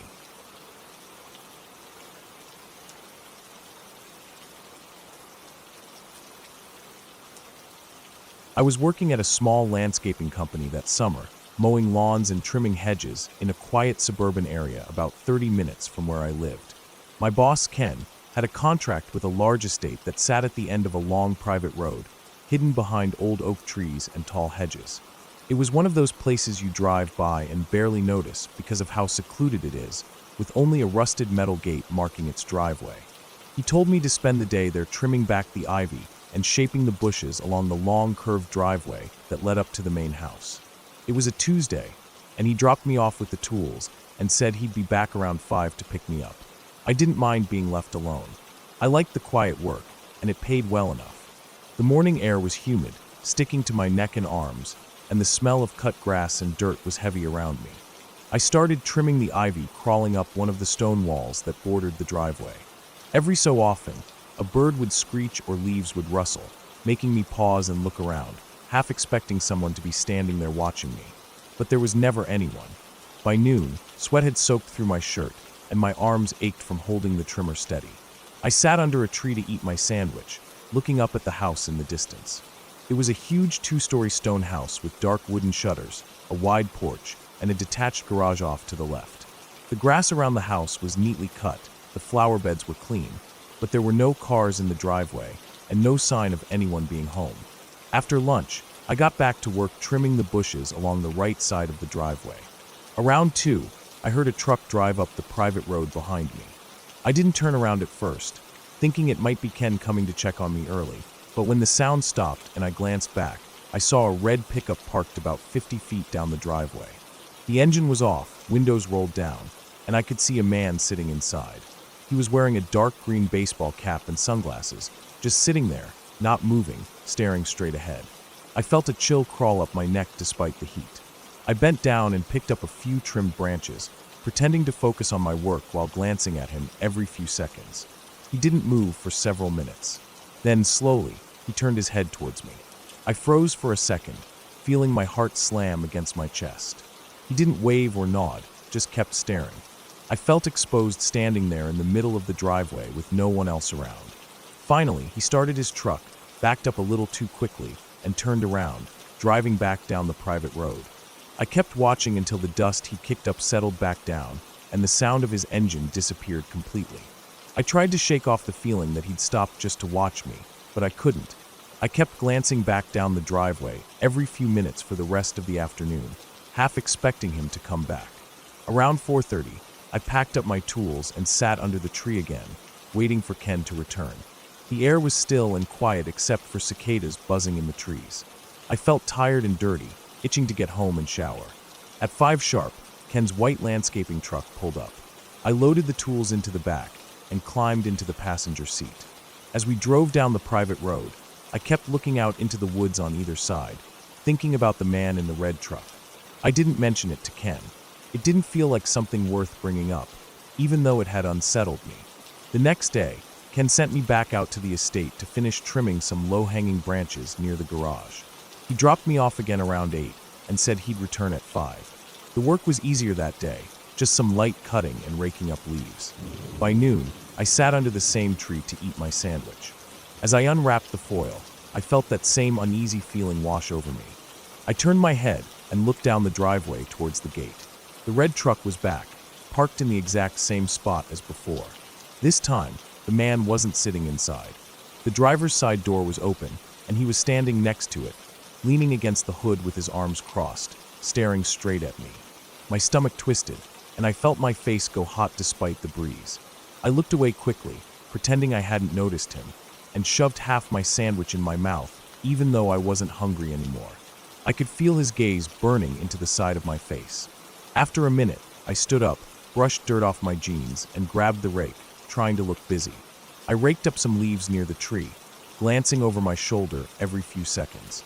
He didn't move, just kept leaning there, arms crossed, sunglasses on, staring. It felt like time slowed down, each minute stretching longer and longer with him standing there. Finally, he got back into his truck and drove off slowly, almost crawling down the driveway until he was out of sight. I felt like I could breathe again once he was gone, but the feeling of being watched stuck with me for the rest of the day. Every rustle of leaves, every snap of a twig made me flinch and look around. When Ken arrived to pick me up, I climbed into the truck as quickly as I could, feeling my hands shaking a little as I closed the door. That night, I couldn't sleep. I kept thinking about the man. Why was he there? Why was he watching me? Did he know the owners of the estate? Was he casing the place? Or was he just some local creep who liked scaring people? My mind ran in circles all night. The next morning, Ken told me to finish clearing the clippings from the driveway and rake out the front lawn near the porch. I didn't want to go back alone, but I needed the money. He dropped me off again at 8. The day felt heavy and gray, with clouds blocking out the sun. I worked quickly, trying to get everything done before noon. As I raked up the last pile of dead leaves near the front porch, I felt the hair on my neck stand up. I turned my head slowly towards the driveway. The red truck was there again. This time, it was parked halfway up the driveway, closer than before, only about 30 feet away from where I was standing. The man was in the driver's seat, but he wasn't wearing sunglasses. I could see his eyes, small and dark, fixed directly on me. I felt my chest tighten. My mouth went dry. I dropped the rake and grabbed my water bottle, pretending to drink while my hands shook so hard water spilled down my chin. He didn't move. He didn't blink. Just kept staring. I bent down and picked up some leaves, tossing them into a trash bag, trying to keep busy. I felt exposed, like a mouse in an open field with a hawk above it. Every time I glanced at him, he was still staring. After what felt like forever, he started his truck, but instead of leaving, he pulled forward, driving slowly up the driveway towards the house. I felt my knees go weak. I stood up, frozen, as he drove past me and parked right in front of the porch. He stepped out. He was taller than I expected, with a wiry build and sunburnt skin. His green baseball cap was stained with sweat around the edges. He walked around to the back of his truck and opened the tailgate. For a second, I thought about running into the woods behind the house, but my legs wouldn't move. He pulled out a long wooden toolbox and a folded metal tripod, setting them on the ground. Then he glanced at me, his face blank, before turning and walking towards the side of the house. I stood there holding the rake, breathing fast and shallow. I waited for him to come back out, but he didn't. After a few minutes, I heard hammering coming from the side yard. I told myself he was probably just a contractor working on the house, maybe fixing something before the owners came back. But the way he'd been watching me the past 2 days didn't feel normal. I worked quickly, raking up the rest of the leaves, keeping one eye on the corner of the house. Around 4:30, the hammering stopped. I heard footsteps on gravel and saw him walking back to his truck carrying the toolbox and tripod. He loaded them up, got into the truck, and drove off without looking at me again. I felt like my whole body had been squeezed tight all day, and finally I could breathe again. When Ken picked me up at 5, I told him about the man and how he'd been there every day. Ken frowned, but just said he was probably another contractor. He told me not to worry about it, but I couldn't stop worrying. That night, I locked all my doors and windows, even though I lived on the second floor of a small apartment building. The next day, I didn't have to go back to the estate. Ken sent me to mow lawns in a different neighborhood. I felt relieved, like I could finally breathe again. But around noon, as I was mowing a front yard near a busy intersection, I saw the red truck drive by. My heart dropped into my stomach.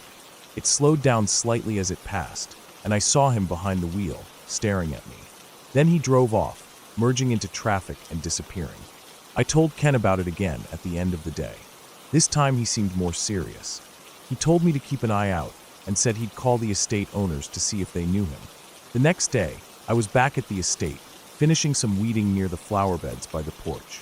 I kept looking over my shoulder every few minutes, feeling sweat drip down my back despite the cool morning air. Around 11, I saw the red truck coming up the driveway again, slow and steady. My stomach clenched so hard I felt like I might throw up. He parked a few feet away from me and stepped out, looking around before walking to the back of his truck. I stood up slowly, rake in my hand, trying to decide if I should run or act normal. He pulled out his toolbox again and glanced at me. For the first time, he spoke. His voice was low and rough. He asked if the owners were home. I shook my head quickly. He nodded, slammed the tailgate shut, and got back into his truck. He sat there for a minute, staring straight ahead, then drove off without saying anything else. I stood there for a long time after he left, rake shaking in my hands, my heart beating so hard I felt dizzy.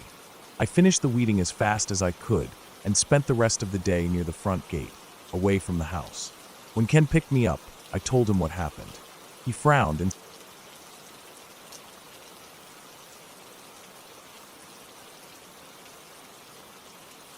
I woke up at 5 a.m. that morning because my phone alarm vibrated against the metal frame of the camp bed I was using.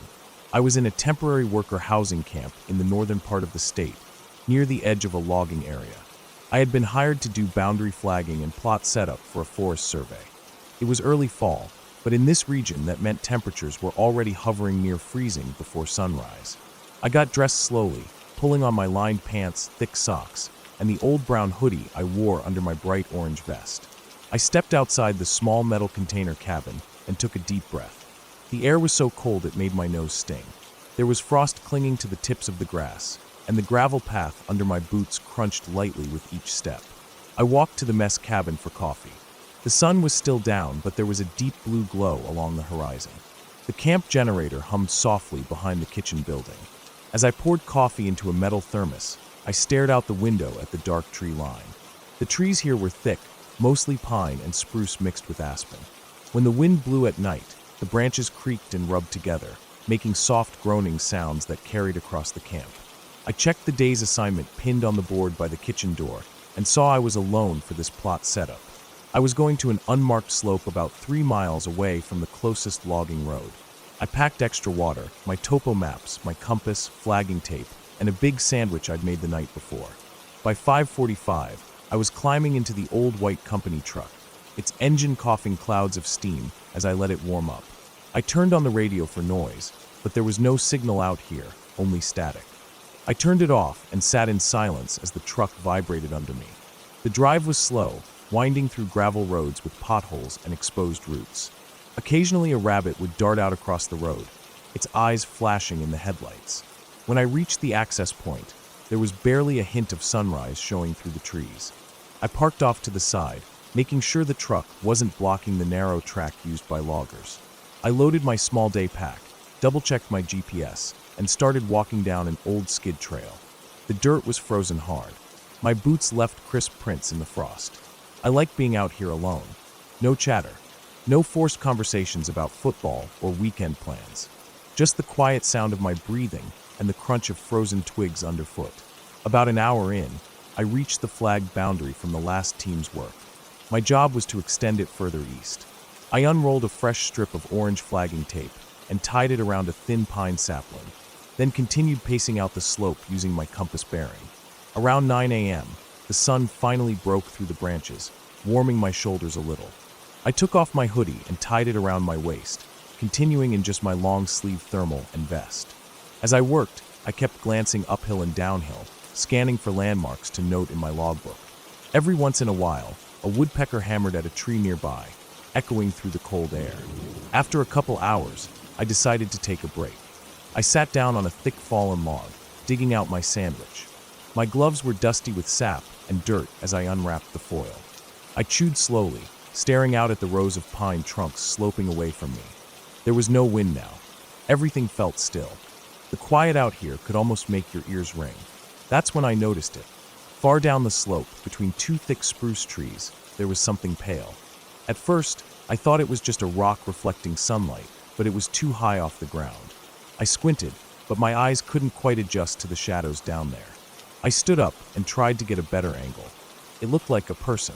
Someone standing sideways between the trees, wearing something light-colored. It was so far away I couldn't make out any features or movement. I stood there chewing the last of my sandwich, staring downhill. My stomach felt heavy. I didn't know why I felt so uncomfortable. There were other surveyors working in nearby plots, and sometimes hunters wandered through even though it wasn't season yet. But something about it felt wrong. I didn't want to yell out in case it was a hunter, but I also didn't want to keep working with someone standing there watching me. I packed up my food and grabbed my pack, deciding I'd hike down and see what it was. My boots crunched through thick pine needles and small frozen puddles. As I got closer, weaving between the trees, I kept losing sight of the pale shape. Sometimes it looked like it moved, but it was probably just my eyes shifting focus as the sun lit up different patches of brush. When I finally reached the exact spot, I stopped short. There was nothing there, just some aspen saplings with light-colored trunks. I stood breathing heavily, looking around. My shoulders were tense. The forest was silent again, except for a single squirrel chattering somewhere above me. I felt stupid for being so jumpy. I checked my GPS and saw I was off my line by about 60 feet, so I started angling back uphill. As I walked, I felt like something was behind me. Every time I turned, there was nothing but trees and shadows.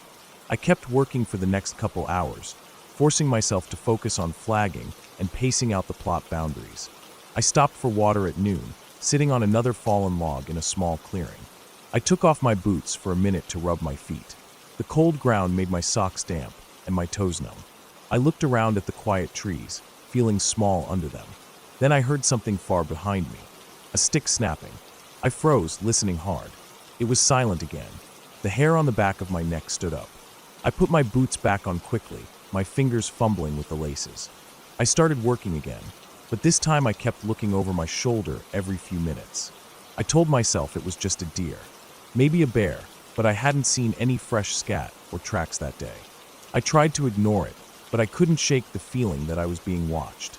Around 2 in the afternoon, I decided to call it for the day. I was only scheduled until 3, and I had flagged enough ground to finish the plot tomorrow. I packed up, checked my GPS bearings to head back toward the truck, and started hiking west. The walk back was quiet. Too quiet. No birds.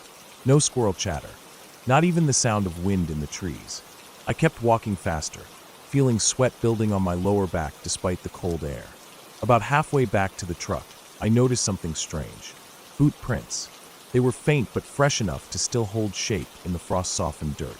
At first, I thought they were mine, but these were bigger, wider. They were heading in the same direction as me. but slightly off to my left. I stopped and crouched down to look closer.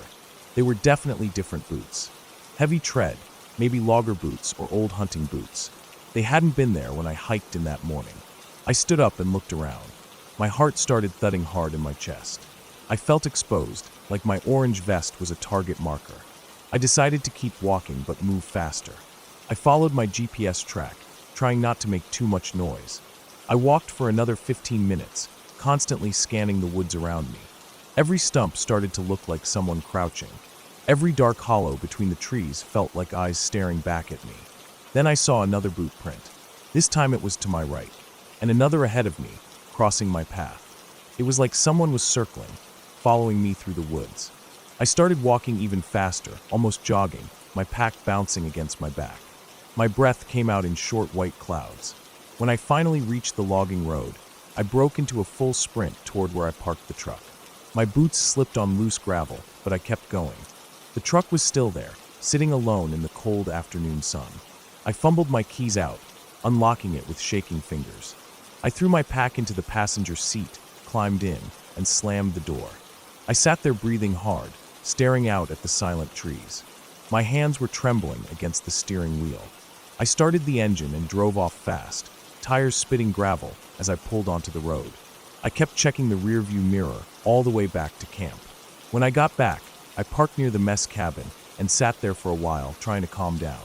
I felt stupid for getting so scared. Maybe it was just another surveyor working an unmarked plot or a hunter scouting early. But the boot prints had felt deliberate, the way they circled me. That night, I barely slept. Every sound outside the thin metal walls of my cabin made me jump. I lay there under my blanket, staring at the dark ceiling, listening to the creaks of the building and the occasional groan of pine trees outside. At some point, I drifted off into shallow sleep. The next morning, I reported what I saw to the site lead. He said it was probably just a poacher or trespasser. He radioed into the main office to file a trespassing report, but there wasn't much they could do. This area was big and remote. People slipped in all the time. I still had to go back to finish the plot flagging that week. I didn't want to. Every day felt tense, every moment filled with the feeling of being watched. I never saw any more boot prints after that first day. Whoever it was didn't come back. Or maybe they were there, but just stayed hidden better. By the end of the week, I finished the job and drove back to town for my scheduled days off. As I left the forest behind, driving down paved roads with power lines and gas stations, I felt my chest loosen for the first time in days. Nothing happened after that. The job was done, and I never saw anyone out there again. But even now, whenever I'm alone in the woods, I think about that pale shape between the trees and the boot prints circling my path. It makes me move a little faster. It makes me keep checking behind me. Because out there, when it's just you and the trees, you really are alone. And sometimes, that's exactly what someone else is counting on.